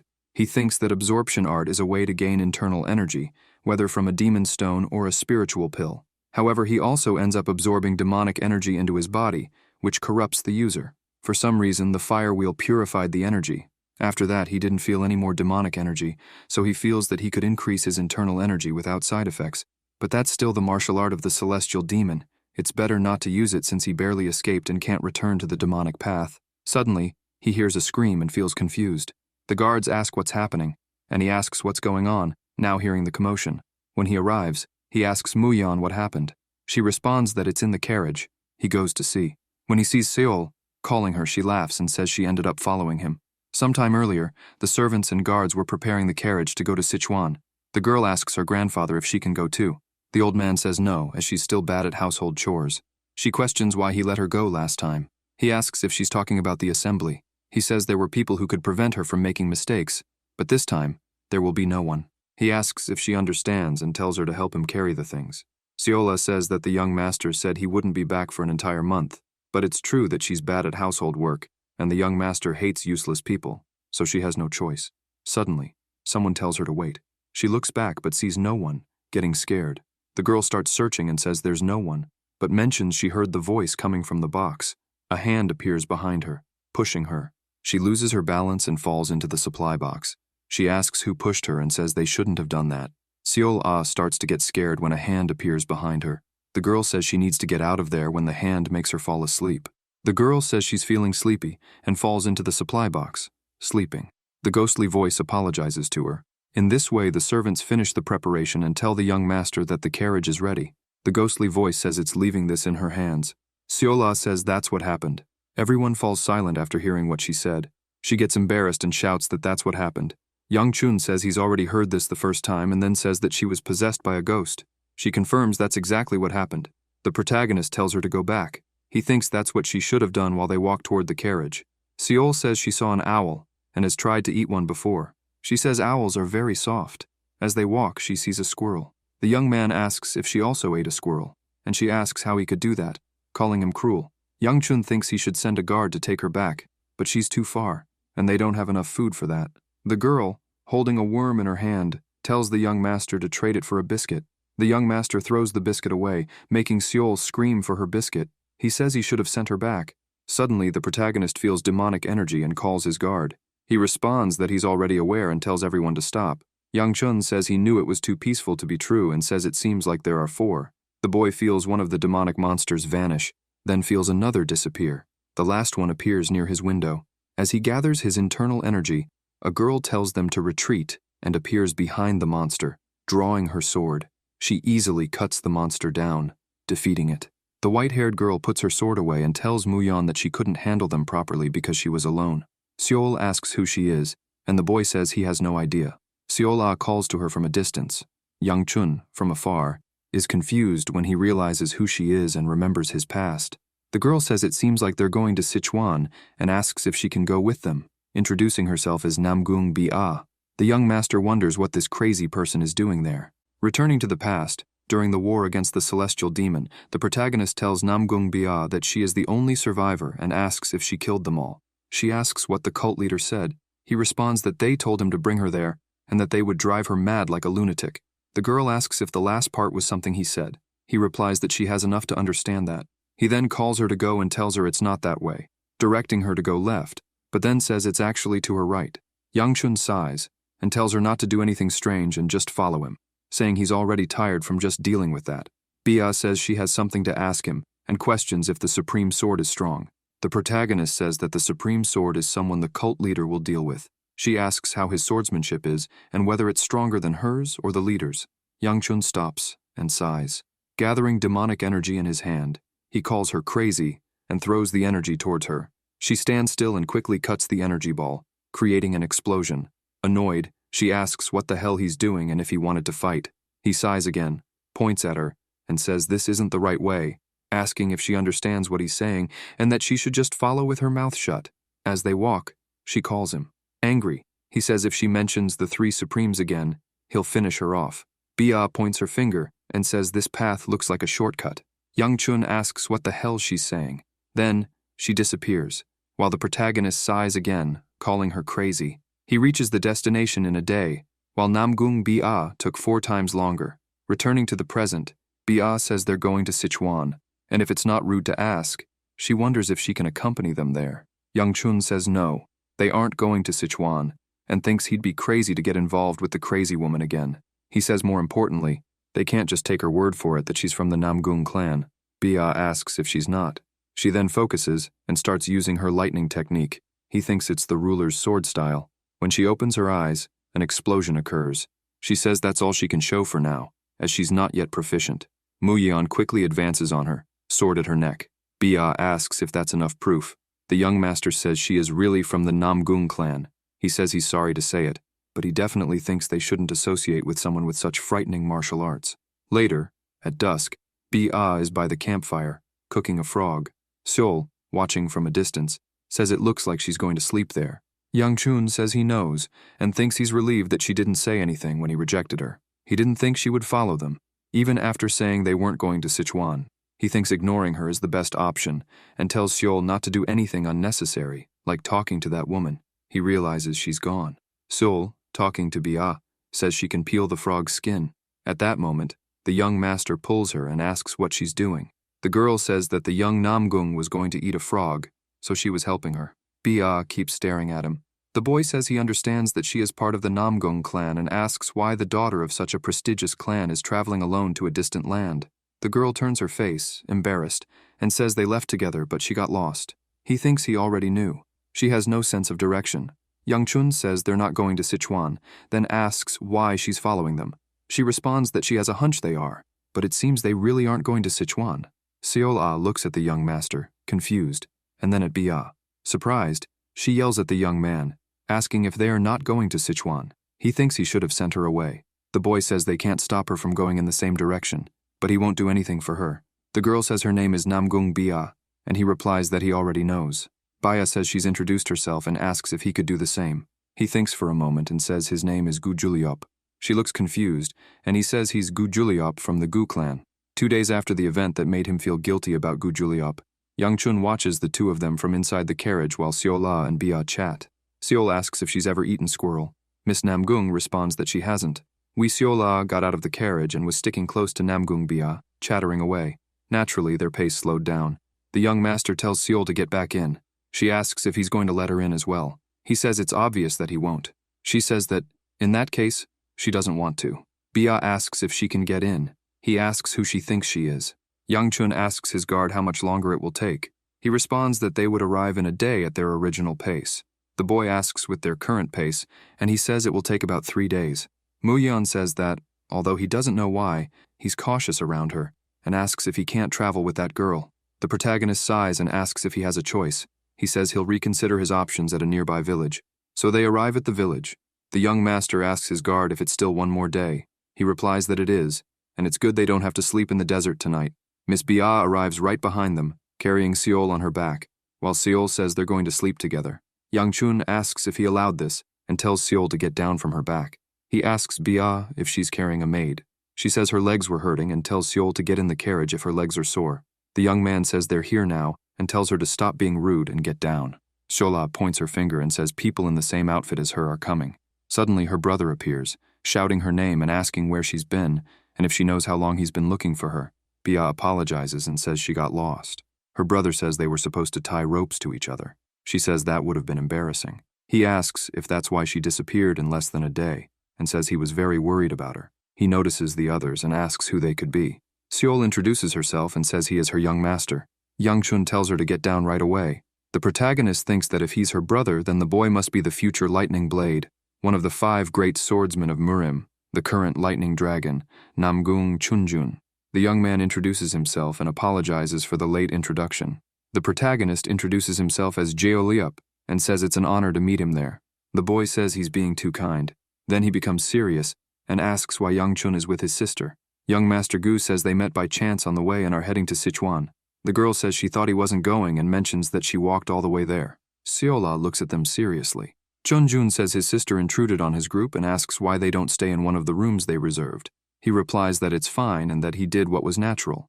Young Chun thinks that he doesn't want to get involved with the crazy woman again and is sure they found another 4. Muyan says that apparently there are no more rooms, and the protagonist tells him to prepare to camp. His guard says they've been camping for 2 days and asks if he plans to make them sleep outside again. The young master replies to Chunjun that he'll accept his offer then. The first thing Bia did as a demonic martial artist was neutralize her own clan, her brother, the clan leader, and all the disciples. After that, she achieved the title of Demon Blade Empress and began her rise to fame. The protagonist thinks about how much she must have hated them for doing something so cruel to her clan, but he doesn't see any problem besides her relationship with the lightning dragon. What intrigues him more is the Namgung clan's secret art, the sword form of the ruler. He feels that it must be stronger than her brother's, but at this point, she has neither fame nor a title. He thinks her brother seemed normal, yet there may be something he can't uncover. Leaving the room, he sees Chunjun and greets him, thanking him for the room. He bumps into Young Chun and arrogantly says that he should know his place. The protagonist is confused. Young Master Chunjun says he was being polite, but Young Chun doesn't know his place and says that he doesn't deserve to speak with his sister. Annoyed, he says that he doesn't know how Young Chun seduced his sister, but if it happens again, he'll cut him in half and insult Seol. When his sister appears, he quickly changes his posture, saying that he's grateful for helping someone from the Gu clan. He then calls his sister to have breakfast and drags her away. The young master, incredulous, says that they are all crazy. Muyan asks the protagonist if he slept well, and mentions the young master of the Namgung clan. Young Chun tells him not to mention them and asks when they'll leave. His guard says he's finished the preparations and can depart after breakfast. The boy says he's relieved that at least they're normal and says they should hurry up. He thinks he wants to distance himself from the Namgung clan as quickly as possible. When the young master enters the dining hall, he sees Seol and Bai eating. Seol says the dumplings are really good and tells him to have some. Bia says he can have hers too. Yang Chun asks if they need to eat together and says it's fine for Seol to eat with him, but he doesn't think Bia should be there with them. He asks if she shouldn't be eating with the people from her clan. Namgung Bia says she only sat where it was closest. The protagonist says that her brother is looking at him as if he wants to end him. She looks back and says that's not true, asking if he's not okay. Yang Chun thinks that he doesn't seem okay. While the young master eats, he thinks that he doesn't know what Bia is doing, but this is the last time he wants to see them until the Tang weapons exhibition. The young master says he's leaving. Seol says he hasn't finished eating. He responds that he's full and thinks that after this, they'll never meet again. As Yang Chun leaves, he tells Bia to enjoy the meal. She stays silent and smells a strong odor covering her nose. Suddenly, her brother appears calling her and asks why she didn't sit with them since they were there. Namgung Bia looks at him and feels a sinister aura coming from him. She says she sat there because it was more convenient. Chun Jun tells his sister to sit with them next time. She agrees and apologizes. She looks at the protagonist and the others, thinking that if she stays, she'll be trapped in this darkness. Thus, Bai gets up. Chun Jun says she hasn't finished eating yet and asks where she's going. She says she's going to rest in the carriage. Young Master Namgung, looking at them, snaps his fingers. Annoyed, he says he hates when people interfere in his relationships. Later, Yang Chun asks why she's still following them.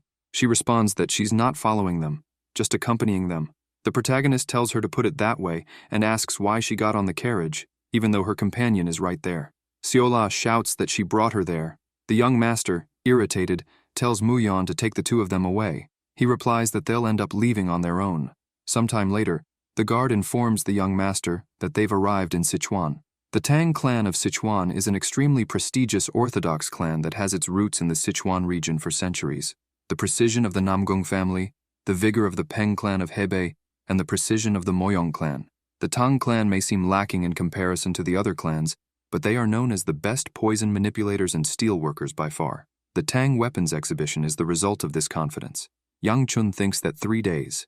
He needs to find the treasure in 3 days, after the Tang weapons exhibition ends. What he knows is that he's in Sichuan and the general area, but thinking about it, how is he going to find it in such a big city? He thinks he might have to leak this to the beggar sect, so he needs to hurry as much as he can.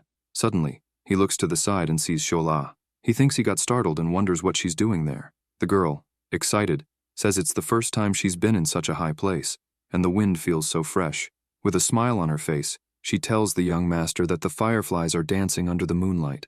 The protagonist stays silent, while Seol says that Bia talked about a beautiful lake there and pulls the young master so they can look at it together. Arriving at the lake, he says it's really huge, just like she said, and asks how big a clan has to be to have a forest like this inside it. Seola calls him and picks 2 flowers, asking where she's hiding. The boy tells her to stop it. Seol says she just wanted to cheer up the young master. He says it's not something she can help him with and asks the girl not to worry. He then asks where someone would hide valuable items in the forest. Seola, annoyed, asks why they would need to hide it. He responds that he's not asking for emotional support.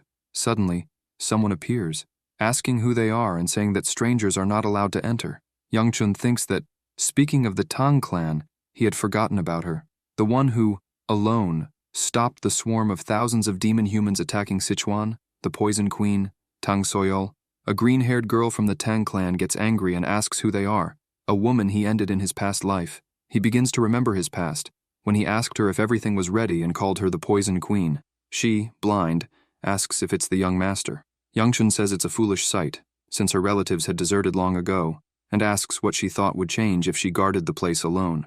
She responds that nothing would change. He questions why then. Soyol asks the protagonist what brought him there. Annoyed, he grabs her by the neck and says it's a stupid question to end her. She smiles and says she understands, apologizing to the young man. Yang Chun asks if she's gone mad, apologizing to a demon human, and calls her the Poison Queen. She answers yes, because she believes her sanity has finally broken and says there are many things she only sees now after losing her sight, and that she should have given up earlier. The protagonist, irritated, asks if her nonsense is over, and if that's all she has to say. Soil says it's selfish of her, but if there's still time in the world, before he ends her, she will hear her final request. After her final words, the protagonist, thinking, says she's disgusting. Back in the present, Soyol, angry, shouts if he's not going to answer her. Youngchun thinks she's still the peak of poison now. The girl, irritated, says that if he doesn't respond, she'll call the guards. Bia pulls her and starts whispering in her ear. The girl asks why she only said that now. Miss Namgung replies that she never asked.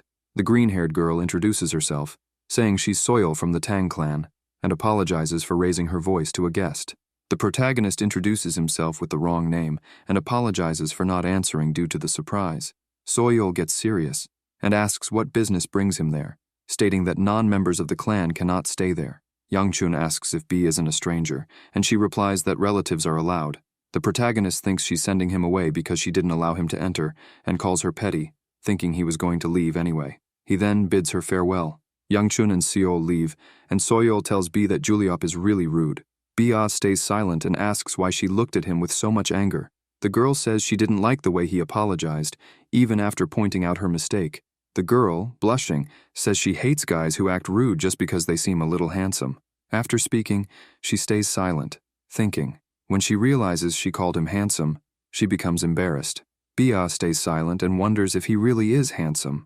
Soil, blushing, says that simple guys, even if they're a little ugly, are the best. She sighs and walks away, saying, "Boys are all the same." The protagonist thinks that the Tang weapons exhibition is tomorrow, so he should train in his free time. When he opens the door, he runs into Namgung Chunjun and Namgung Bia. Surprised, he asks what's going on today. B says food, and Yang Chun asks what she means by food. Chunjun says that the Tang clan invited them to a meal, and his sister decided to invite them too. The protagonist says he understands and thanks them for the offer, but says that his personality is a bit shy, and he would feel very uncomfortable. Irritated, he thinks that they didn't get the message to leave him alone. B looks confused while her brother grabs him by the arm and tells him not to act like that. He squeezes his arm tightly and, irritated, tells him to come with them. The protagonist, angry, thinks, what didn't that idiot hear about not wanting this? He wonders if Chunjun is really willing to threaten him and drag him there. Enraged, he begins to release his martial aura, leaving Chunjun shocked and unbelieving. Yangchun thinks that he messed up. Laughing, he says that he doesn't think he can refuse such a considerate invitation, so he will eat with them. Thus, the young master pulls Chunjun and calls him Mr. Namgung, with a mischievous smile, telling him to keep smiling as his lovely sister is watching him. Chunjun grits his teeth, irritated, stays silent, and thanks Yangchun for accepting. Yangchun replies that it's no problem and asks how he could refuse a request from the Tang clan. Seeing the food, the protagonist thinks he knew Sichuan was famous for its spicy food, but if the dish is entirely spicy, how do they expect him to eat it? The Tang clan leader's son, Jo Yok, says it's nothing impressive, but hopes he likes it. Yangchun thinks that maybe the dumplings are edible since they are a bit less red. When he goes to eat, he notices Soyol watching him. He thinks, what's her deal? And remembers she always looked at him that way in his past life. He can't believe he has to endure that same look again. When he bites into the dumpling, he feels his tongue burning and thinks, why is it so hot? Bia gives him a mug of drink and tells him to drink it. He thanks her. While he drinks, B hands him a piece of meat and says it's not spicy. Yangchun turns red and asks why she acted so casually. B apologizes. Across the table, Chunjun, irritated by this, breaks his chopsticks. Jo Yok apologizes and says the chopsticks seem to be broken. Young Master Namgung says it's his fault, as he usually uses the chopsticks with a bit of force. Soyol walks over to the protagonist and sits down. He's confused and asks if she has something to say. She shouts that she doesn't. The boy says it seems like she wants to say something. Soyol Tang asks Yangchun if he likes anything when she is interrupted by Chunjun, who asks Jo Yok if this is the lower and training field. He answers that it's their clan's exclusive training area and asks if he didn't show him last time. Jo Yok says that, honestly, no one uses it because everyone has their own personal training area. Namgung Chunjun says he would like to visit and asks if it's okay. Jo Yok responds that, since everyone has finished talking, they should go. The protagonist wonders what he's up to. Upon arriving, Chunjun says it's quite large. The young Master Gu thinks that it really is big. The eldest son of the Tang clan says that the ancestors thought bigger was better, but he doesn't really understand. The Namgung boy says there must be some meaning behind it. Joyok says that his sister used to frequent the field to beat him, but now that she's grown, she doesn't fight him anymore. Soyeol feels embarrassed looking at the protagonist, and he thinks he's thankful he doesn't have a sister like her. Chunjun grabs a wooden sword and says that now that they've eaten, how about moving around a bit to digest? He asks Yang Chun what he thinks about having a sparring match with him. The young master thinks he knew it, because his face is full of intent to beat him, and questions if he thinks he will follow his plan. The protagonist laughs and says someone like him, a third-rate fighter, fighting against the great lightning dragon. Suddenly, Soil Tang screams that it's unacceptable, and says that the two have a huge age and skill difference, and that he might hurt his face. Young Master Chunjun says neither of them will use internal energy, and that they should make it more like a mentorship sparring. With a sarcastic smile, he asks the protagonist what he thinks. Young Chun smiles and thinks that not using energy seems fine. He asks if Chunjun can take it, and Chunjun looks confused. The young Master Gu gets closer and asks if he's skilled enough for that. Jo Yok, incredulous, says that he might have spoken a bit rudely, but he's still superior. Young Master Namgung laughs and says it's fine. Angrily, he says he'll see how good the protagonist is. The two head to the training field. Chunjun says he'll allow it. He's interrupted by the protagonist, who says he'll let him attack first. He gets irritated and says he won't refuse then, and charges, saying he'll attack first. Thus, the young Namgung strikes with his sword, but the young Master Gu easily dodges. Chunjun spins with his sword and attacks again, but the protagonist dodges, throwing his face back. He thinks both the attacks were just for show, but now, the real attack begins. Without giving time, young Master Namgung quickly charges again, but Yang Chun dodges again. Miss Tang is surprised watching their fight. Tang Soil has always been a little different, even as a child. While children her age chased dogs or cats, she played with wild animals like wolves or tigers. Her slanted, fierce eyes and growls revealed sharp fangs. Like apex predators, they exuded an unattainable aura. This power, which set them apart from other weak animals, was what fascinated her the most. Because of this peculiar taste, the young girl had difficulties finding love. Soyeol lies on top of a wolf and says, "If there's someone like Danglang, I hope to meet him at the Tang weapons exhibition."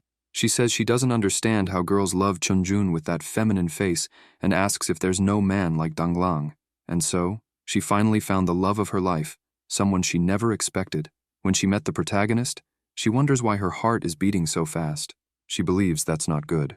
She must be confused, a lapse in judgment caused by the cold morning air, and thinks he'll be like the other ugly airs when she wakes up tomorrow. At the banquet, she watches him and thinks his eyes are really cool. She thinks he can't eat spicy food, and she finds that cool. She thinks that even when he drinks water, he looks cute, and before she knows it, she's sitting next to him and doesn't even know when she got there. She wonders if this is the love she feels. Then, maybe she can take another step. Back to the fight. Suddenly a piece of wood flies and embeds itself in the ground.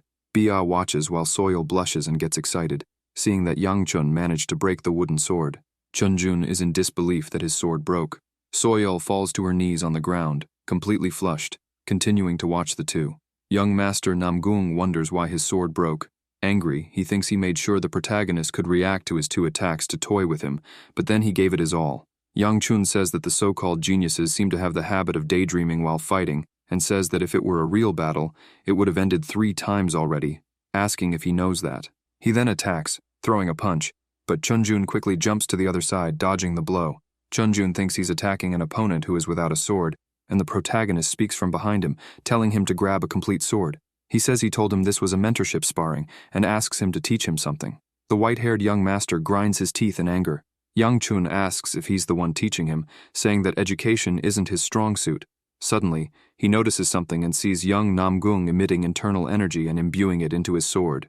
Quickly, he attacks with lightning energy, but the protagonist ducks and takes the opportunity to punch him, since he's using internal energy. Chunjun uses his sword technique, striking several cuts with his energy, but his technique is broken. He is in disbelief, thinking that it's impossible for an idiot like him to be stronger than him. The young master Yang Chun defends the attack and says he's already let him off the hook too many times, calling him a bastard. He then delivers a well-placed kick between Namgung Chunjun's legs. The kick was so strong that it went inside, leaving everyone shocked. The white-haired boy is motionless, thinking he might have broken something. He falls to the ground in pain. The protagonist crouches beside him and asks if he slipped. Chunjun starts screaming in pain and calls him a bastard. Yang Chun says that from the way he's speaking, it doesn't seem like anything is broken. The white-haired young man calls him a coward and asks if he thinks he's a warrior. He says he will spread the word to all the families so that he won't even be able to lift his head in public. The young Master Gu asks how many people he has killed and believes it must be at least a few dozen. The boy is surprised and asks what he's talking about. Yang Chun lifts him by his shirt and holds his arm with the other hand on his shoulder. Jo Yok, shyly, says he thinks it's better to end the fight there. The young man asks if he hasn't realized the mortal danger he brings and questions if he thinks he made a mistake for being young, even though he's older than him. The young man from the Tang clan says he's from the Namgung clan and asks if he doesn't know what will happen if he does something worse. The protagonist responds that he's holding back a lot because he's from the Namgung clan. Otherwise, he would have already done something bad. Jo Yok asks what he's going to do then. At that moment, all he hears is Chunjun scream, and he places his hand on his head, worried. The young Namgung grits his teeth in pain in his shoulder. As the young master walks away, all he hears is the scream of pain. Young Chun thinks if he'll have problems and what the elder would say if he told him he beat up the son of the Namgung clan. He thinks he can get away with it if he explains the situation and has witnesses to prove it. As he walks away, Bia pulls his shirt sleeve and asks him to tell her his name. The young man says he already told her it's Gu Juliup. She says that's a lie. The boy asks why she's there, and if it's to avenge her brother. She stays silent, staring at him. He thinks that even with her brother like that, she doesn't even blink. Bia approaches him and asks him to say his real name. He stays silent and asks why she's speaking informally. The girl, stunned, apologizes. The boy asks if he tells her his name. Will she stop following him?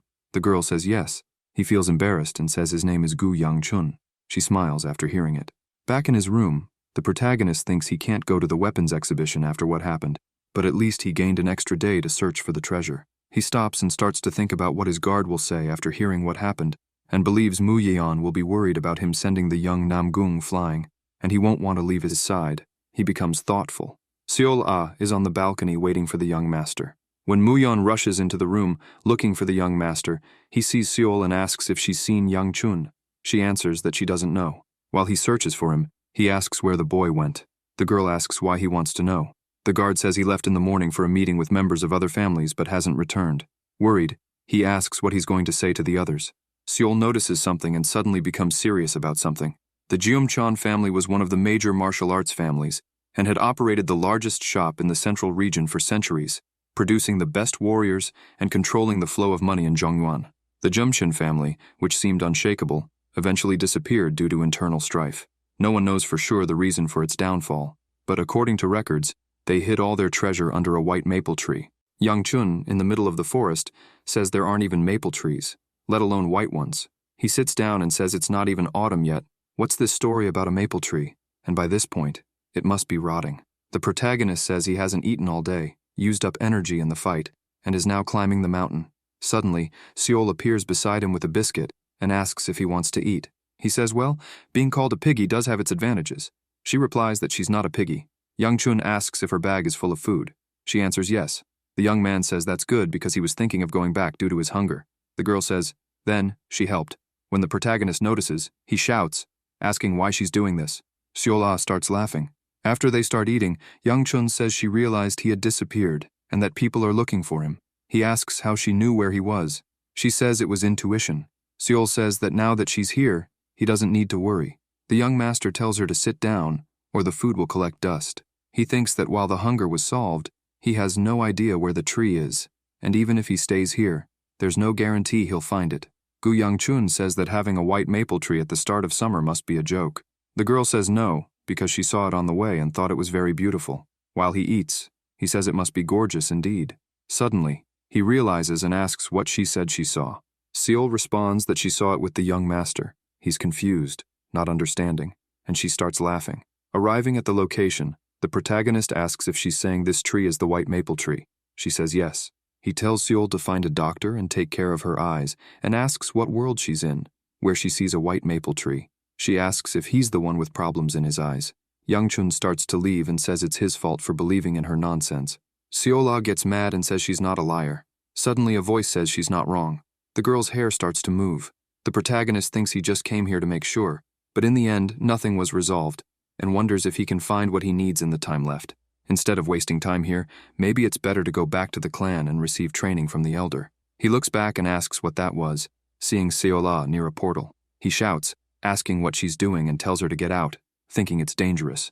The girl starts to raise her hand toward the portal. He runs toward her, calling her crazy. When she touches the portal, a huge explosion of energy occurs. In this way, a massive portal begins to open and shine brightly. While the young master places his hand on his face, he notices and is surprised, seeing the area around them change completely from dead to full of life, revealing the white maple tree. Wiola turns around and smiles, saying she's here. Gu Yangchun wonders what's happening, since until now it was just a dead tree. He doesn't know what she did, but the space opened up, and he wonders if it was some device to hide the treasure. The protagonist asks Wiola what she did. The girl asks what he's talking about. He says she did something, and the tree appeared. She, not understanding, asks what she did. The young master says that when she approached and touched, the tree appeared. She looks lost and confused.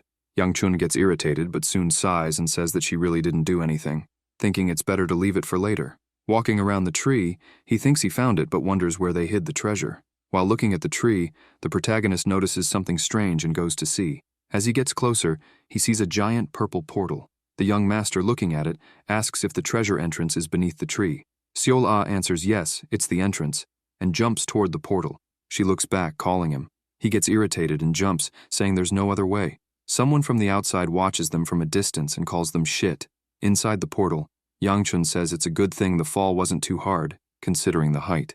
He sees Wiola and goes to her, saying it was dangerous, and notices there are two paths. She wonders which way to go. Wiola points and says it's that way, claiming she's sure it's that way. He questions her but remembers that she found the tree and says he'll go the way she said. The girl asks why he's listening to her today. Behind them, someone approaches. Meanwhile, Wiola shows the way. The protagonist asks if she's sure it's that way, saying they've been walking for a long time but still haven't reached the end. Yangchun says the path is getting darker because the glowing stones are scattered. Wiola tells him to trust her. They walk a bit further until Wiola says they've arrived, showing a dark room. The young master tells her to be quiet, observing the stones around. He asks what those stones are and says that, unlike before, the glowing stones have lost their shine, and there's nothing in the room. He questions where the treasure is when suddenly, Wiola screams for the young master. Scared, she says there's something there. Suddenly, something white starts moving in the room. A huge serpent appears. Wiola and Yangchun get scared and say it's a monster. The girl hides behind the protagonist. The young master tells her to stay quiet and wonders if there was a monster in this place. He believes the room was empty and asks where it came from. If it's this big, it must be at least a blue-class monster. He thinks it's lucky that the monster is asleep and hasn't seen them, and if they leave quietly, they'll be fine. Suddenly, the white serpent opens its eyes. Yangchun wonders why it woke up just now and asks if they'll have to fight. He believes they can't win and asks if they'll be okay. Wiola starts shaking with fear. The protagonist says that he finally got a chance to live in peace, so he can't lose it easily. Annoyed, he thinks that, even if it's his end, he'll fight. The serpent calls to him and tells him to calm down. He's surprised and asks if the monster spoke. The white serpent says it has no intention of hurting him. The young master asks how she can speak the human language. The monster says it's curious how someone without Gumshan blood managed to get this far.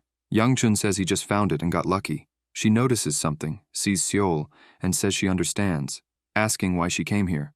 The protagonist says he just entered by accident and thinks that if the snake has any relation to the Gumshan family, it might be angry at him for stealing the treasure. When he realizes, he thinks he just spoke formally. The serpent says it understands and states that it doesn't seem like there's anything left for him to covet. The monster calls to him and asks what he thinks destiny is. He asks what kind of idiotic question that is. The white serpent looks confused and starts laughing. The young master thinks about what happened and asks if she's gone crazy. The monster then says it understands but comments that he asked a rather strange question. From the moment he, who doesn't carry the Gumshan blood, arrived, they should have known they were going to meet their end. In the end, knowing they would disappear, why did they resist? And for what? Yangchun grabs Wiola and says he's leaving. The serpent hands him a yellow pearl. The protagonist asks what that is, and she tells him to consider it a payment for keeping her company. In any case, it would end up in someone else's hands, so it's better to give it to someone whose fate crossed his. The young man wonders if it's a spiritual stone. The monster says that with something like that inside him, he will accept it more easily than others. Gu Yangchun asks what she means by something inside him. Suddenly he falls to his knees and thinks he was sure there was no energy from a spiritual stone. He believes this must be the work of demonic absorption, but the sensation is very different from when he absorbed a spiritual stone. More and more he feels the greater energy from the stone and struggles to accept it. When Seol places her hand on his back, the energy calms down. The young man, exhausted, asks who it is but falls to the ground drowsy. The serpent then asks if she's satisfied. Seol responds that it's not about being satisfied or not. The serpent asks Seol what she thinks about gathering energy now, because if she keeps releasing such strong energy, it won't just be a fainting next time. She says she already knows everything. The monster says that, in fact, she twisted a lot of things along the way, and asks if this is her choice. Seol asks if she thinks she doesn't understand. The serpent says that, on the contrary, she understands so well that it hurts even more. Seol asks the monster why it gave such an important jewel, and moreover, to someone she just met today. It replies that it was just a whim, because there's nothing lonelier than waiting for someone who will never come, and says that it too decided to let it go. With that, it begins to disappear. The girl, watching, says that it's such an unstable fate. When she looks at him, the thought disappears, and she says that he's a very stubborn person. Even afraid of losing the second life he so painfully gained, he still tried to protect her. Suddenly a voice tells her to give it back. Crying, she says she will need to borrow just a little more, as it's still dangerous. The man who followed them questions her, as if she already knew, and asks when she realized this. She responds that she realized by the presence of a useless servant who only serves to take care of the Namgung family's leftovers. The servant of the Namgung family gets angry and says that they climbed the mountain in the middle of the night and then entered strange places. He says it's ridiculous that his young master lost to someone like that. He told him to handle everything in silence, so if she hands over that guy, he'll let it slide. Seol asks if that desire comes from the Namgung family or from the trash. The subordinate calls her bold and says how dare she speak like that. The girl raises her finger, telling him to be quiet. He says that if she wants to have such an end, so be it. Suddenly a blade cuts him. When he notices, he sees his arm on the ground. He gets angry and screams, but Seol tells him to be quiet and summons multiple energy swords. She, irritated, says that Yangchun is sleeping peacefully, and she doesn't want him to wake up. By evening, at the Tang residence, Namgung Chunjun, irritated with his left arm bandaged, punches the floor with his other hand and insults Yangchun, saying that he must have used some kind of magic. If not for that, how would that bastard dare face him? Suddenly, he feels a pain in his shoulder and falls, wincing in pain. He calls for the guard, Ma Chiol, and asks what the plan is. Chiol replies that the Gu family guard is stronger than they thought and says it doesn't seem like they'll have a chance to act. But for some reason, they are moving without the guard now. He says that maybe this is their chance. Chunjun laughs perversely and says that he's always trusted him, and he's sure Chiol will bring good news. Chiol says that he is from the Gu family and asks how far they're going to deal with this. The white-haired young master says that it's the weight of the Namgung family and the life of that trash. Only then will he pay the price. The guard grabs his sword and says he understands. Back in the present, Ma Chiol asks the girl who she is. She thinks for a moment and asks if he needs to know. The guard asks why someone like her would do this. She then cuts off his other arm, telling him to stop asking questions, and says they don't have much time left. Chiol thinks that he needs to escape. In pain, he gets up and thinks he will take advantage of the fact that she's distracted with the newbie. He believes this will be his only chance, and thinks that when he returns to the sect, he'll plan his revenge later. He asks what kind of monster she is. Suddenly, he notices something strange and wonders why the ground is so close. When he realizes what happened, it's already too late. Seol says she wanted her first homicide to be at her own hand, but she ended up doing it herself, as a mere intruder. Suddenly, a voice tells her to return his body. Before Seol returns to normal, she apologizes. She says it may seem selfish, but asks if she can stay just a little longer since she's already bothered him. And she says it's just a little bit more. When the voice tells her to return his body, she says it's true, and that now and in the future, all of this belongs to her. The serpent's spirit asks if she's leaving. She responds that she's going to sleep because pushing her young body so much was too much. The serpent asks if she truly knows who she is. She responds that maybe. The monster says it will be a difficult journey, and she replies that she knows. Before disappearing, the spirit says it understands and wishes her a blessing on her way. Seol says that, if she gets the chance, they will meet again, and says the protagonist's name. Then she bows her head for a while. Sometime later, Yangchun wakes up startled. When Seola appears in front of him, saying that he's awake, he looks around and asks what happened. He sees that they're behind the dry tree on the cliff and wonders what exactly happened. He ended up finding the white maple tree. The treasure was completely empty, and suddenly, a snake the size of a house appeared. When he touched the strange jewel the snake gave him, it was suddenly absorbed, The young master asks if that's what happened. Seol looks confused by everything he said. He asks if she doesn't remember anything. The girl answers that she doesn't remember. He tells her to stop lying. Seol asks who would believe that she found a white tree, talked to a giant snake, and got a jewel. The young master asks why she only acts logically at times like this. He asks who brought them back, and Wiola says she doesn't know, because when she woke up, she was already there. Suddenly, he feels a tightness and pain. The girl gets worried. He responds that he's fine, just feeling some pain in his dantian. She asks if he's in a lot of pain. The protagonist sits on the ground and starts to cultivate. He thinks he got it right, and believes that since he absorbed the jewel, the amount of energy flowing in his body feels strange. Clenching his fists, he thinks he's at the 3-star level, almost reaching 4 stars. So his memories must be right, and he wonders if the snake brought them back and erased Seola's memory, and thinks that makes sense. The girl says that if it hurts, it's better to go back.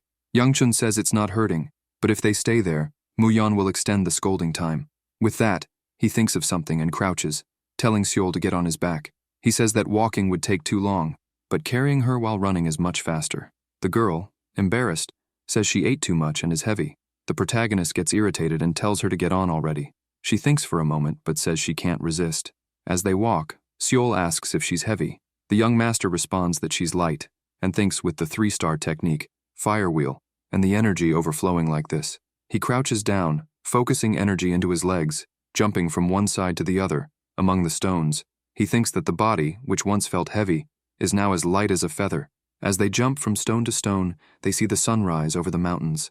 Muyon, worried, thinks a whole day has passed, and the young master hasn't appeared, wondering if he's all right. If not, his neck is done for. While he's lost in thought, Seol and Yangchun arrive. The young master asks his guard what he's doing there. Muyon, worried, shouts, asking where he's been. He disappeared the entire day and didn't say anything. The young master apologizes, embarrassed, and says he came back safely, and that's what matters. The guard says he was afraid something had happened and asks where he went. Seol says he found a snake on the mountain. The protagonist quickly covers her mouth and says she's just talking nonsense, as he just went for a walk.